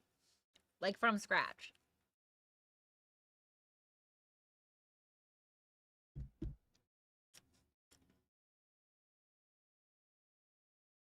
Oh my God, Stormy, I need to get an ice maker so bad.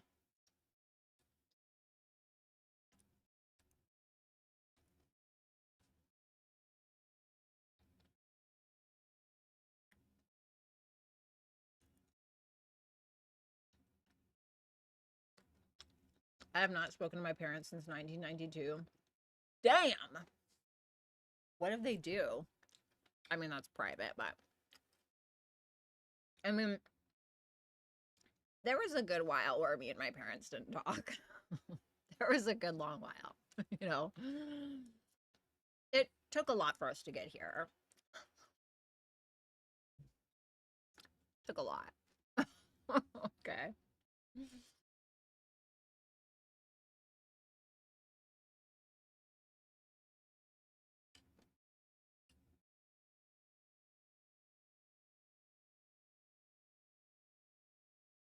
I can't believe it's already 7. It's 3 hours before my bedtime. I take that very seriously, by the way.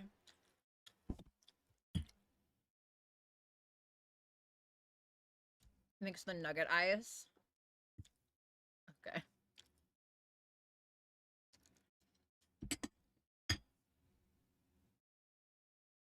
Valeria, you want to try a piece? Hi, baby. Want to try a piece?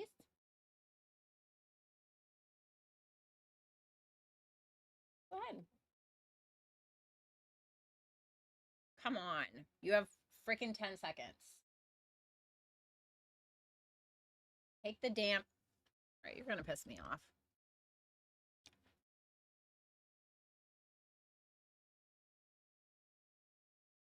Oh my God, I definitely will when I go downstairs. Not the cupcake. God, can we leave that in the past, please? I'm so... You know, Stormy, I deleted that whole cupcake account, by the way. Deleted the whole thing. It's gone. I was like, ugh.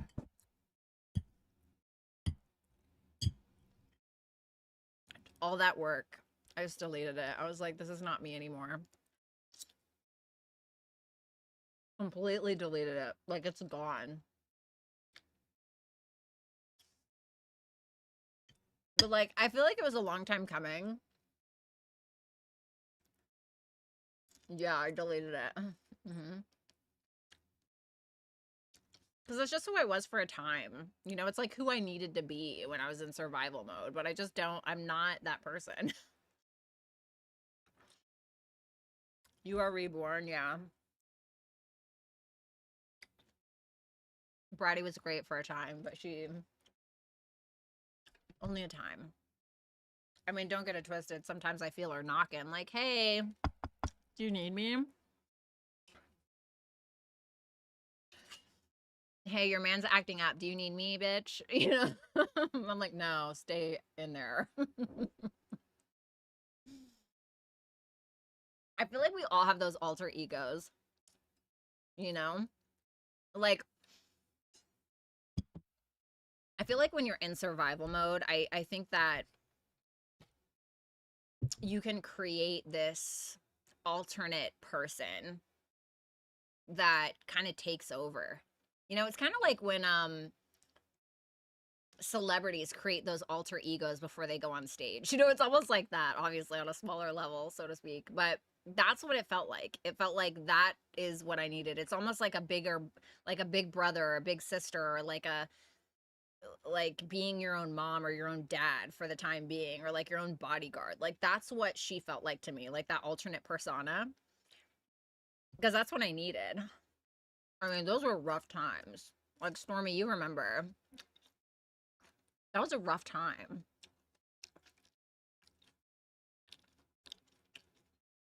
No, Mojo. Absolutely not. Absolutely not. No. Some can just stay in the past. Hey, it's what got us here. True. The good old days, good old survival mode, but either way, change is good. Yeah.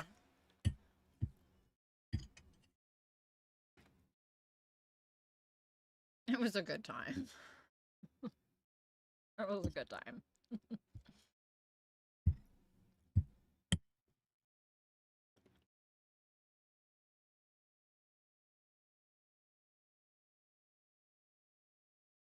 Okay.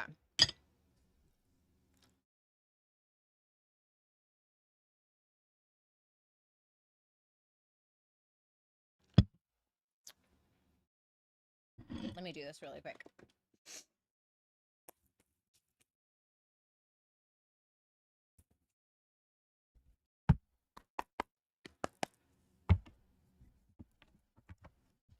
Remember that time where we were live streaming, Stormy, and I fell backwards off of the chair and onto the floor? That's one of my favorite moments of all time. That was so funny. Why do I like the way you eat? Oh my god, my ex-girlfriend used to say that to me. I love how she eats.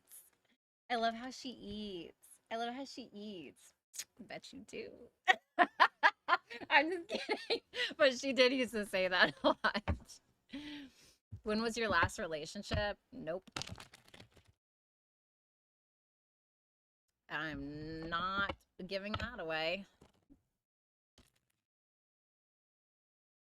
Everybody was like, why you didn't catch her? Right. Like you had like what, like you were drunk too. Like what were you supposed to do? I was toasted. Yeah, we both were. God, that was so funny. That was so so fucking funny. That was one of my favorite moments of my life. Like, I just want to let you know, one of my favorite moments of my life involved you. Like, that was so funny. Okay. Let me see.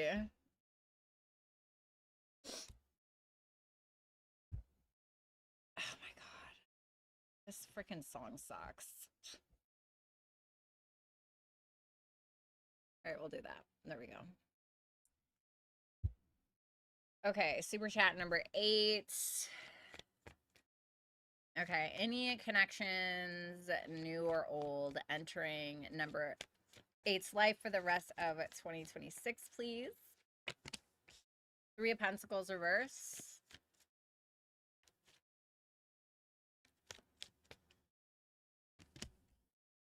The Fool reversed. The 9 of Swords.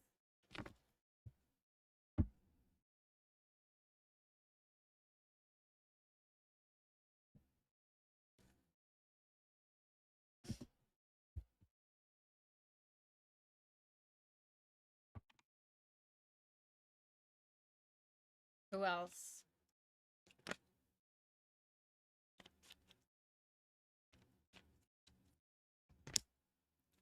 Death card.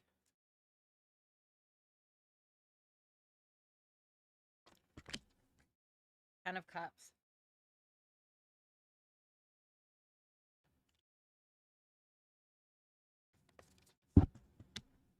High Priestess. Why the Death card?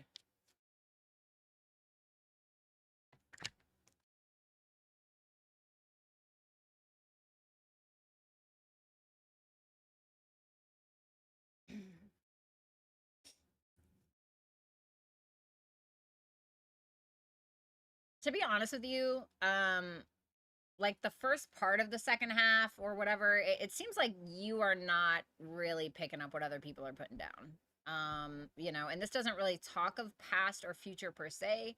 It just feels like you have somebody that's not all in. And I don't think that you're all in either. And I think it's because you and this person just don't have similar goals, or you guys just have different viewpoints, different structures in your life, something like that. And so it's like, you guys aren't really working together very well. And so that kind of makes you a bit hesitant to move forward with said person. And to be honest with you, to be frank, I think it makes them hesitant as well. And if I'm being honest, it causes more stress than it does an actual relationship. Now, something else is happening where I think that something in your life or someone, which could be this person, whoever this is, that isn't really working out, it seems to end because it's wasting your time, it's wasting your resources, something like that. And it feels like somebody new does come in. I say that because we do have the Page of Cups at the bottom of the deck. Then we have the Ten of Cups with the High Priestess. So there can be somebody here who finds you really desirable. And maybe initially they don't fully express themselves. Maybe they don't, you know, rush in and they're like, oh my God, you're the best thing in my life. I want to do it. But I do see a committed relationship potential. The High Priestess can be potential. So, but it's only going to be after you let go of the thing that you're wasting your time on. So you may get involved with someone. It might be somebody at work. It might just be somebody that, you know, you got a bone to pick with. You know, it doesn't really feel that good. It might happen during this like Venus square Mars transit that we're coming up in late July / August or whatever. So it might be something to do with that. But in all honesty, I do see something happening, but you're going to have to let go and take your hands off the wheel when it comes to a potential new person, because it does feel new. Advice. Five of Pentacles reversed. The Four of Pentacles reverse. There's something that you're hung up on or something that you've been holding on to for a while that's draining a lot of your energy. And maybe it's something subconscious. Maybe you're very consciously aware of it. But whatever it is, it's been holding you back, or it is currently holding you back. Now, could this be financial? Absolutely. But please just take this as entertainment, not financial advice. Okay. You're responsible for your own decisions. But it may be saying, like, maybe there's some kind of habit or something that you've been spending your money on that you kind of need to let go of, especially if you've been dealing with any kind of financial issues. But again, if it's not that and it's something that's tugging at your self-worth or your self-value, maybe it's time to let go of whatever that thing is that you're clinging on to, because it's clinging on to you and it's for the worse. And so now, after you're able to kind of get rid of that dead weight, I feel like a lot of this year is about you letting go of some kind of dead weight, especially with that Death card, that Three of Pentacles reverse, all of that. That's kind of what it feels like to me. And then with that Four of Pentacles reverse, it's asking you to try to take a chance again with something.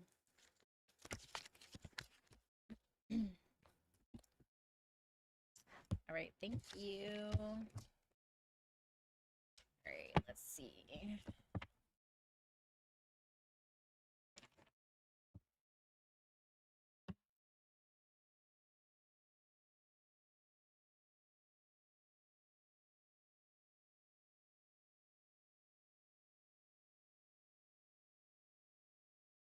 You're welcome, Mojo. Have a good one.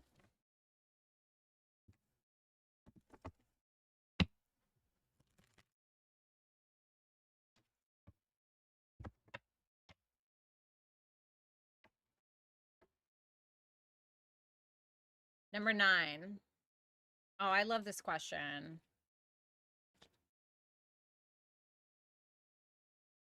What could he change to be a better father? What could he change within himself to be a better father? Nine of Pentacles reversed.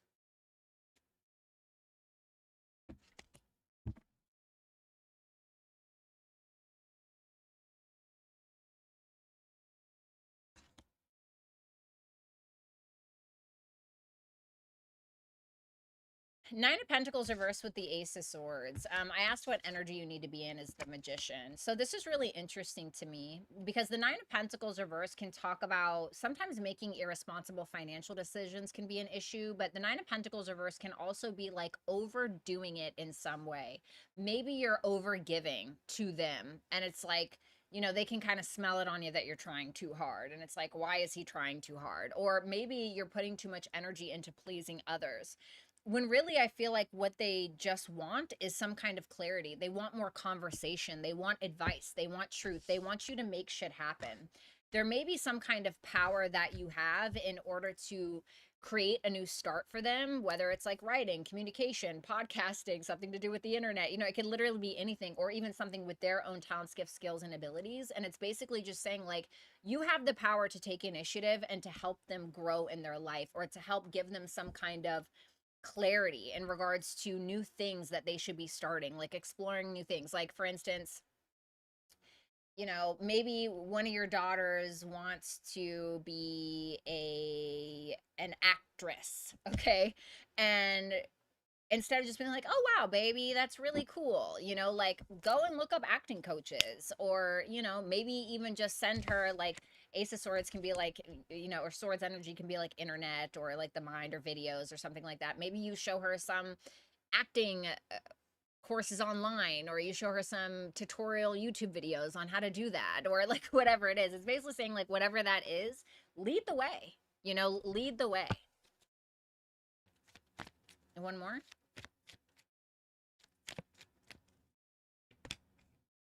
Three of Pentacles.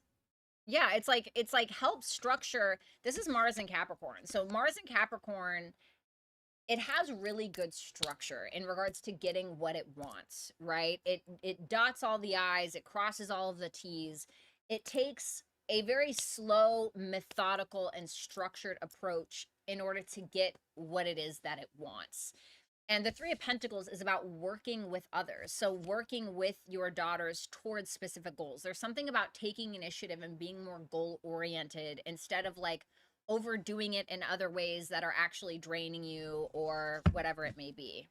Can I get some advice? General advice for number 9?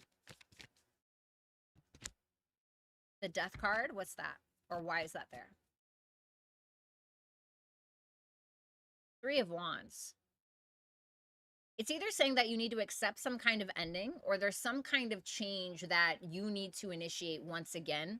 And the Three of Wands is about exploring new territory. I think it's very interesting here that you have cards like the Ace of Swords, the Magician, the Three of Pentacles, the Three of Wands. This is about taking initiative through understanding what your own personal power can contribute to a group or to what's possible. So it's asking you to do that.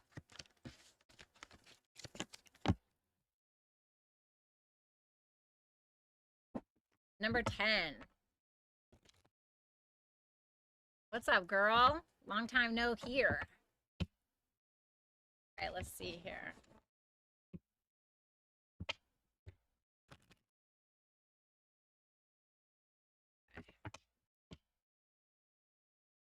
Show me her energy for August. That's what I'm feeling. Show me her energy for August. Just 2 cards, please.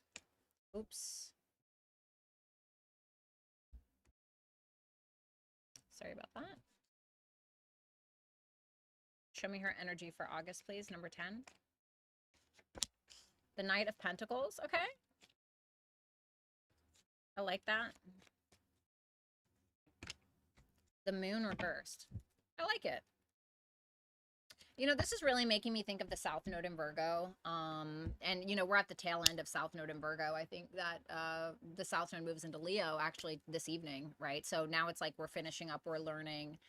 We're like, oh, like this is the lessons that we needed to learn during South Node in Virgo. Well, what were those lessons? It was about letting go of perfectionism, picking yourself apart, giving yourself a hard time about shit. It's like, and instead of just like working towards a goal and like giving yourself some grace. And I feel like for you, there's something that you're working on this August, and you're doing so, you're doing your due diligence. You're doing so slowly, methodically, you're doing things right. You're dotting your I's, you're crossing your T's. And there may be some kind of fear that you had regarding this thing that you're specifically taking action on. This is already something that you've learned, or you already have some kind of information in order to move forward on whatever this is. And now you're kind of in practice with whatever it is. And whatever fears, distrust of yourself, or whatever this path is kind of being revealed to you or being relieved, and or maybe both. What can she expect for August?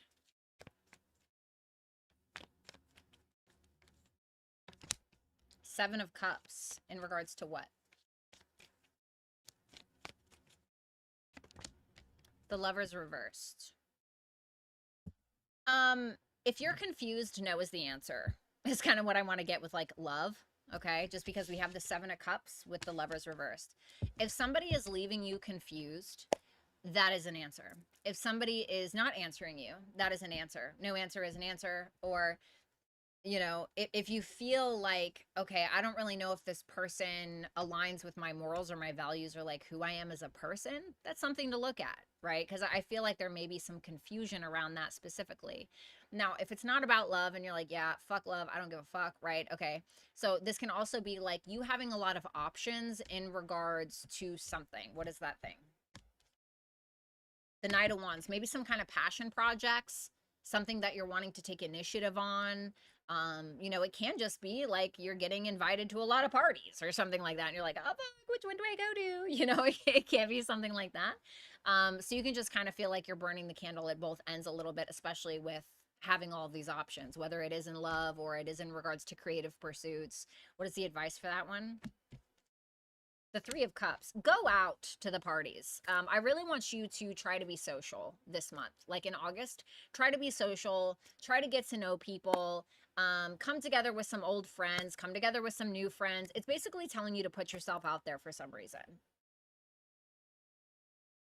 Okay. Let me get some overall advice because I don't have my oracle cards. Just some general advice for August for my number 10. The Death card. Why? The High Priestess. What is this about? Nine of Swords. There's something or someone that's causing you a lot of stress in your life. Okay. You got to let it go. You got to let it go or something has to change. Something really has to change. And like the thing is that your intuition is right about said thing or said person or said situation. Your intuition is right. And you need to listen to that. If you don't listen to that, it's going to cause you a lot more stress than it's actually worth.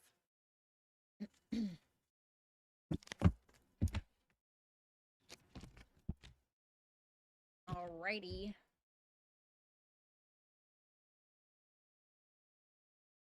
Thank you, baby.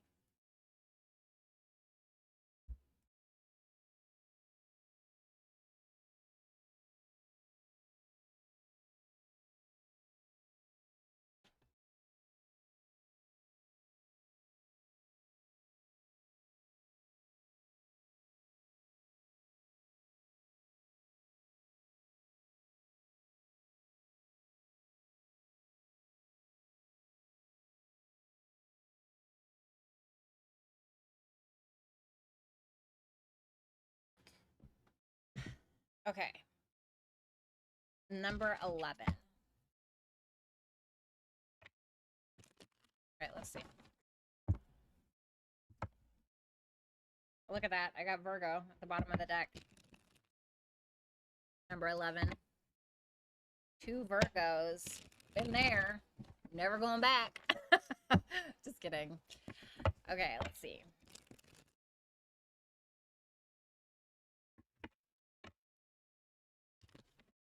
Last shuffle.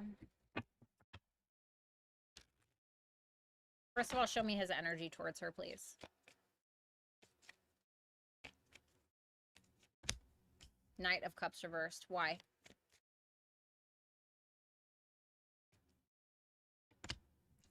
The Magician.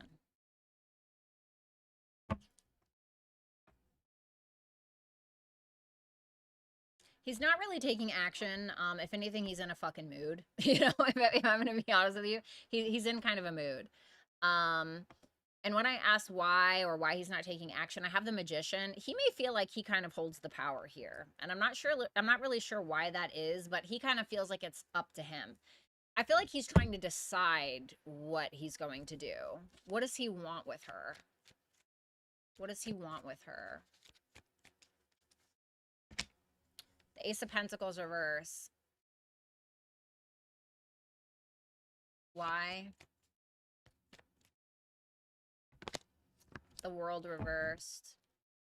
He may feel like there's some kind of unfinished business that you and him have, that he feels like is kind of getting in the way of the potential of the connection. With that Ace of Pentacles reverse, like the Ace of Pentacles reverse is when we have a lack of potential of something, or we may feel like we're not really willing to do the work, either because of some kind of unfinished business or even a lack of maturity. So whatever that may be, is he coming back? Is he coming back around? Number 11. Ace of Cups reversed. King of Cups reversed. He's like really shut down emotionally. Like Ace of Cups reversed, King of Cups reversed. This is somebody who's not really offering anything. If I'm going to be honest with you. Now, something can change, you know, something can always change. So hopefully the energy does change. But he's shut down. I don't know if he actually knows what he wants. I think that he feels like he has the power in the situation.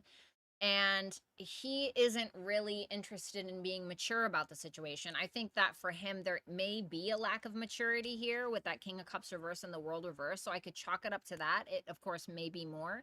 But again, he's emotionally blocked. He's emotionally shut down. It can be that he's not really feeling it. It can be that he is just immature. It can be that he feels like he kind of needs to go within and understand his emotions or understand how he's feeling. But right now, I'm not really seeing anything. If anything, it almost feels like he's trying to avoid an argument or avoid something. He may have some kind of fear around a situation between the two of you. What's her advice?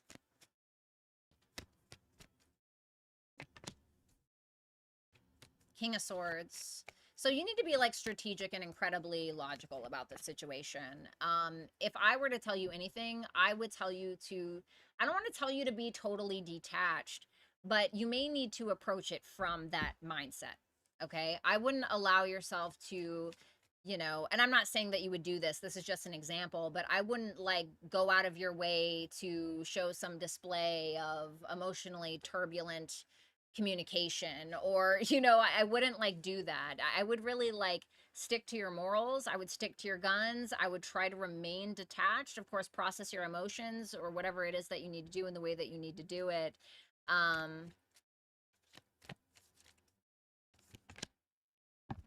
But yeah, I wouldn't like do anything on impulse. Like don't do anything impulsively. What are you asking her to do with that Chariot there? Seven of Pentacles reverse. Like if you're interested in opening up to somebody else, like I don't think that would be the worst thing in the world. In all honesty, it might even give you some kind of insight in regards to where you're trying to go. Or, you know, like I remember I was dating someone and I was like, God, why is it so hard for me to get what I want out of this person? Right. And then I started dating somebody else, literally did everything that I was begging the last one to do within days. It was crazy. Okay. It was crazy. Like, you know, and sometimes it just gives you insight. It doesn't always mean that it's meant to last, but it's like, wow, that's actually what's possible. You know what I'm saying?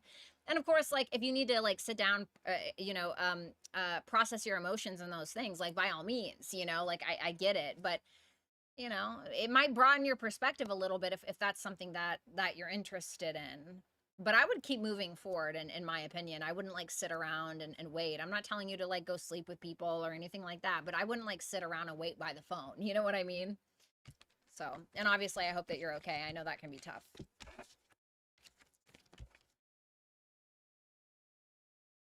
Thank you.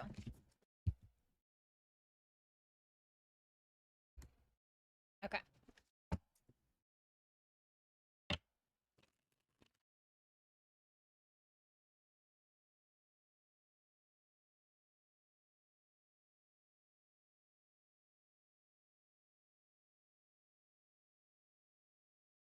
What is this person's feelings for number 12? What's this person's feelings for number 12? Page of Swords reversed. Why is that? The Fool.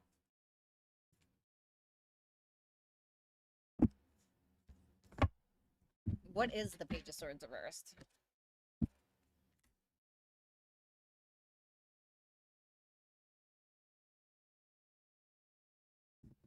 Show me this person's energy towards her. Four of Swords. This is a lot of like air energy. Like the Page of Swords reverse can sometimes be where we feel like we don't have enough information to be in a relationship with this person, or maybe we don't really know what we feel, or, you know, is number 12 in another relationship, or do I want a relationship with this person? And it's like they kind of want to jump in without knowing the full Monty. Like they feel like they don't have a clue. They may even be very dead set in regards to what they want, and they're not really sure if they can have it with you. But I still think that this person has some level of desire for an emotionally stable relationship with you. And while they may want to jump in, they may also feel like they're a bit hesitant with something. Because this person is kind of like keeping their cards close to their chest energetically. And I feel like that's because they're assuming things about you. And it's just about like relationships, emotional stability. Oh, I don't know if this could be long term. Can this really be long term? You know, or, you know, are we gonna last? I don't know, you know, but the Fool is there. So it's like, well, fuck it, let's see what happens, you know, or something like that. Or maybe I will see what happens, or, you know, maybe I'm fucking thinking about it. So advice for number 12, please. Seven of Swords reversed. Okay.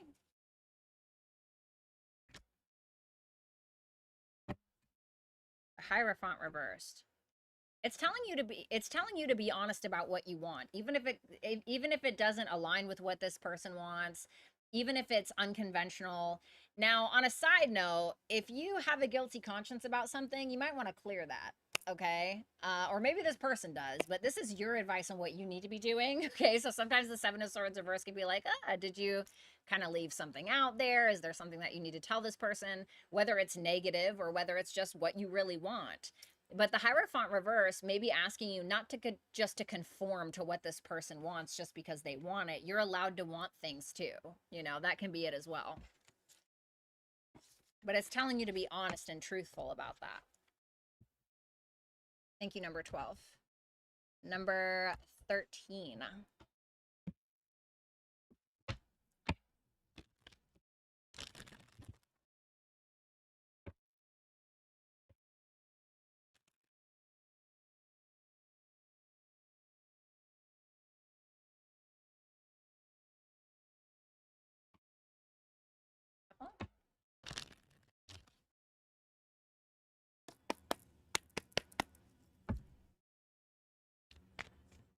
Will the relationship with the Capricorn and number 13 get better? Show me the next month between these two. Thank you. Five of Swords. Okay, let's see.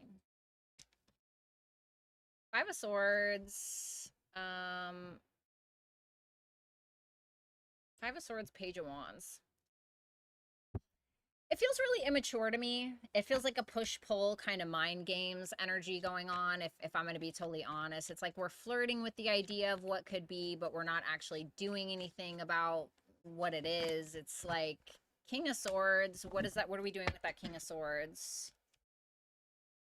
We're having some very clarifying conversations about what we're doing here. Like the Nine of Pentacles reverse is like, am I single? Am I in a relationship? You know, what are you trying to prove here? What am I trying to prove to you?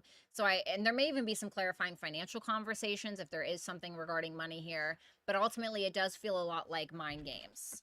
Tell me about that Five of Swords and why it's there. The Nine of Wands reverse. It feels like a lot of mental gymnastics going back and forth, and it feels like maybe you're exhausted, this person is exhausted, whatever, but it's like there's one person here who may be younger or maybe less mature, while another person may be a bit more straight to the point or blunt or honest about a situation, while somebody else is just kind of flirting with an idea of a concept of a relationship. Does that make sense? So I feel like maybe one person still has maybe a little bit of growing up to do, or maybe they're just really not sure. They're not super confident.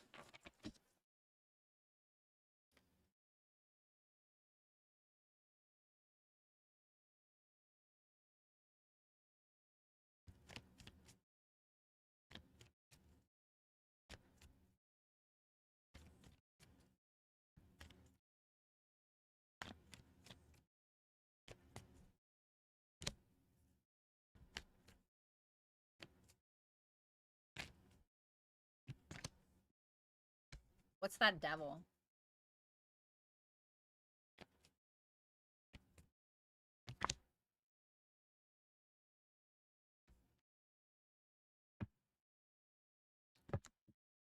This person has like a weird attachment to you. Like with the devil and the four of cups there, like I feel like you make this person feel seen, or you fulfill some kind of like ego thing for them or something like that. And it like, if this person has been rejected a lot, or if this person has low self-esteem sometimes, or like whatever it is, like you fill some kind of void there, but it's more of an attachment, or it's more of a fixation, or oh, this person can make me feel like this, so this makes me feel better about myself. And I'm kind of wondering now if that Nine of Pentacles reverse is the Capricorn that you're talking about. Like maybe this person tries too hard to get everybody's attention, or I don't know, whatever it is. But I feel like sometimes this person holds back because of some kind of fear of rejection, or they may make reckless decisions because of this fear or this ego thing that they have, or this addiction or this fixation or whatever it is. It just feels like they make bad decisions, like emotionally. Let me see what this person's intentions with you are, because I'm curious.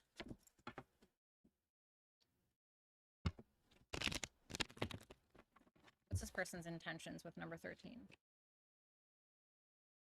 Give me 2 cards for that.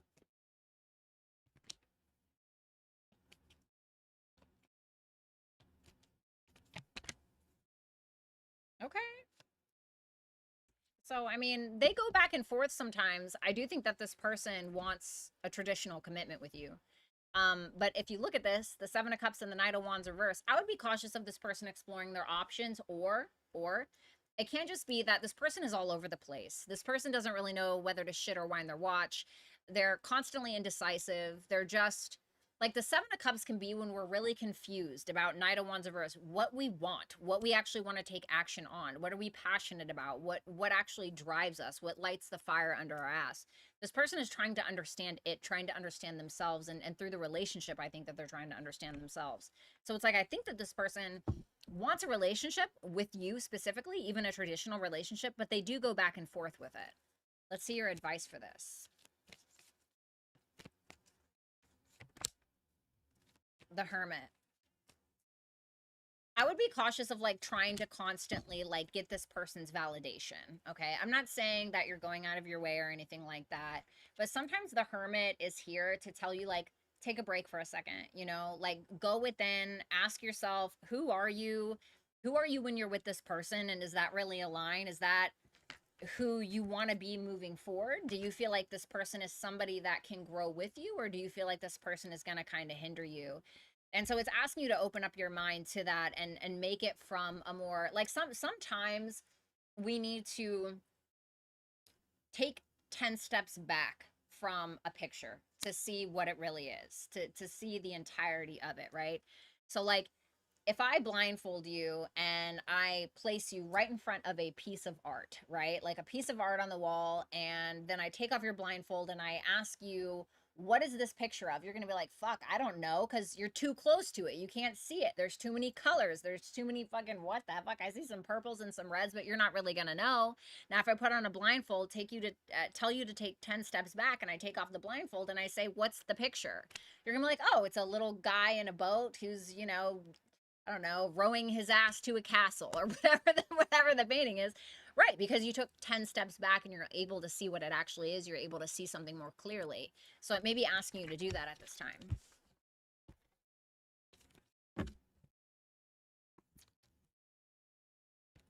Okay. Thank you, number 13. Let's go to number 14. What's up, girl?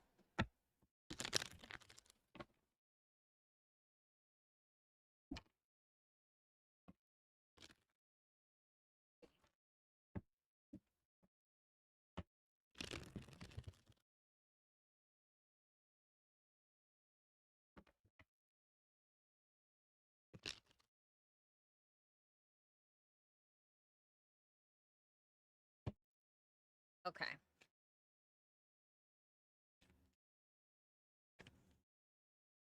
Why did he stop talking to her? Ace of Pentacles reversed because he didn't see this going long term. Why? The Death card.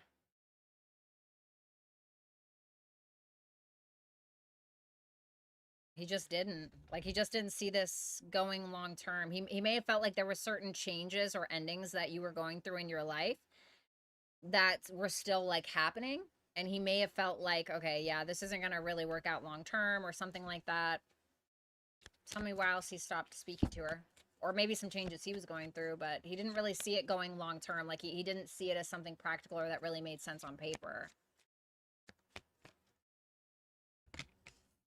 Queen of Wands. There may be another woman if I'm being totally honest with you. I feel like there's somebody else. Yeah, I feel like there's somebody else. I'm just gonna be I'm gonna be 1,000% honest with you. You know, and if I'm gonna be honest with you, nobody's nicer to you than a guy that hasn't fucked you yet. You know what I'm saying? You see what I'm saying? So I don't know. I feel like that might be a thing too. But I do feel like there's someone else. Sometimes the Queen of Wands can be like the other woman or the other man or whatever it is.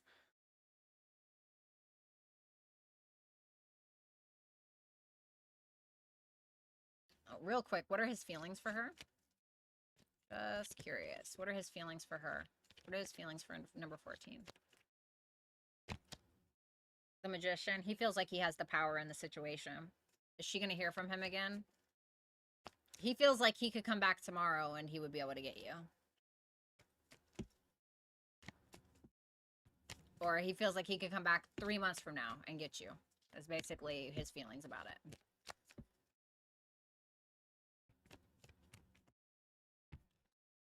King of Wands. You'll hear from him again. Yes. King of Wands, Four of Cups reverse. He might act like nothing happened or be like, oh, like it wasn't a big deal or something like that. Nine of Swords reversed.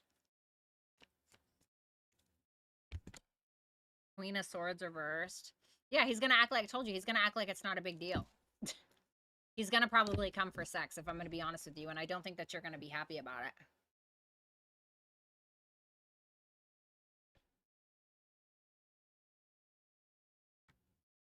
What's her advice? He's literally gonna act like it's not a big deal, or he's gonna, like, I don't know, play dumb or something like that. Nine of Cups reversed. The World reversed. There might be a creative project or something creatively that you abandoned that you need to go back and work on. The Moon.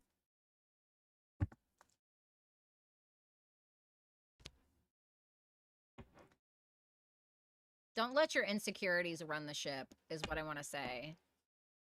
You know?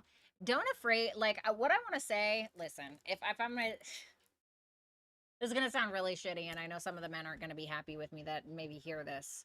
But most men, you know, they are going to put themselves first, okay?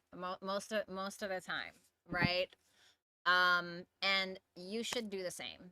I'm gonna be honest. Okay. They're going to, a lot of the time, they're going to think about what they want how that suits what they want, how that suits what they feel. And I feel like you're needing to be selfish. The things that you used to enjoy, I feel like you need to revisit. The things that make you who you are, that give you that sense of purpose and contentment, that's what you need to focus on. And I really want you to trust yourself. I want you to trust yourself. And if you have issues around like codependency or negative coping mechanisms or whatever, your fears or your insecurities are driving that ship. And so it's basically saying like for instance, right? Like a perfect example, today I deactivated my Instagram. You know, because I realized it was a way for me to disassociate and cope with things that I could be coping with by going to the gym, or I could be coping with by doing my writing or whatever, my creative projects. You know what I mean? So there's something there. Anyway, I hope that helps, baby. Y'all need to be getting something out of it. You know what I'm saying? Y'all need to be getting something out of it. Get something out of it. Make them spend some money. Something. Get something.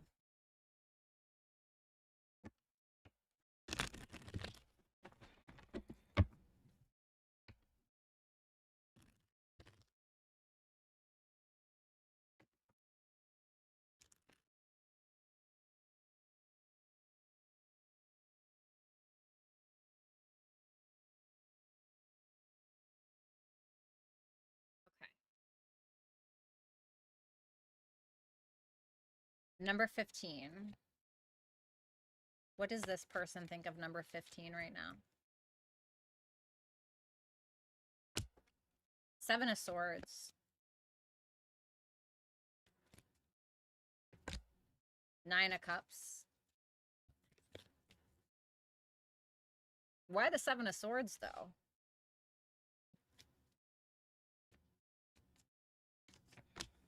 Knight of Cups. You know, whether this is true or not, okay, they feel like you're a little held back or like you're concealing your true feelings. They feel like, you know, maybe you want to take action, but you're not. Maybe there's more that you want to express emotionally, but you're not. And with that Nine of Cups there, they feel like you're kind of like in self-preservation mode. Like you're like, oh well, I want to be content within myself. I want to be, you know, which is all well and good, right? But they feel like that's causing you to kind of hold back emotionally or hold back some emotions that's almost making it seem like you have less feelings than you actually do, whether that's true or not. You know, they may feel like you feel stronger than you let on or something like that. But I'm getting something about like self-preservation mode, like you're holding back a little bit or you're kind of like, I don't know, something like that. But they feel like you don't need them. Like you're very content without them nonetheless. Like they feel like you're being very strategic when it comes to how much you offer emotionally. What about intentions with number 15? Death card.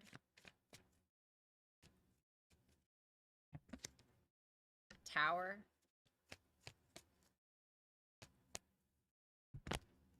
Fool reversed. Why? Five of Swords. This person feels like you're playing some kind of game, or they feel like there's mind games at play, or like this person may want to let go because they feel like they're not gonna win this game with you, or they feel like they're just never gonna win, or they feel like there are games being played, or they feel like they're being deceived, or something like that, whether that's true or not. And they may kind of feel like either this needs to end, or they may feel like, okay, I have to let go of something, or I have to change something, or something about this connection may have to be rebuilt, or if I want this connection, then I might have to give up something else. But they're very hesitant. Like they seem to be very hesitant with you for some reason. What's number 15's advice for this person? The Eight of Pentacles. Page of Pentacles reversed. So like if you keep putting in effort towards this and it's not like really getting anywhere, or you feel like it's not being reciprocated, that's an answer. You know what I mean? Now on another note, okay, it depends on which one resonates with you, but I could also read it as you need to put less energy into this and something else that you're needing to work on, like something that you're needing to work on really hardcore. And I don't know what that is. I don't know if that's a workout routine. I don't know if that's a book you're writing. I don't know if it's a movie you're trying to produce. Whatever it is, it's like you might need to be weeding out the distractions here. Okay. And stop like procrastinating on something. Now, if it's about the relationship, you're going to have to put the work in towards this and like raise the standard and stop procrastinating on this. It just depends on which one fits you best. Okay. Because it's like the pentacle energy is saying like, hey, something needs to be grounded in reality, or it's not real. You know what I mean? Like it can't be tangible. It can't be something that can actually work out long term. So it just depends on what that is for you. Thank you, baby. All right, I stopped that, and now I am probably gonna go. Thank you guys. I know that most of you left, but I love you. I'm gonna go eat the rest of my dinner and go see my family. Lori, thank you so much. Kinna's complexity, even though she wasn't here. My super chatters, thank you guys. I love you to absolute pieces. And I will see you soon, I would imagine. I'm glad I went live tonight. Have a good night, you guys.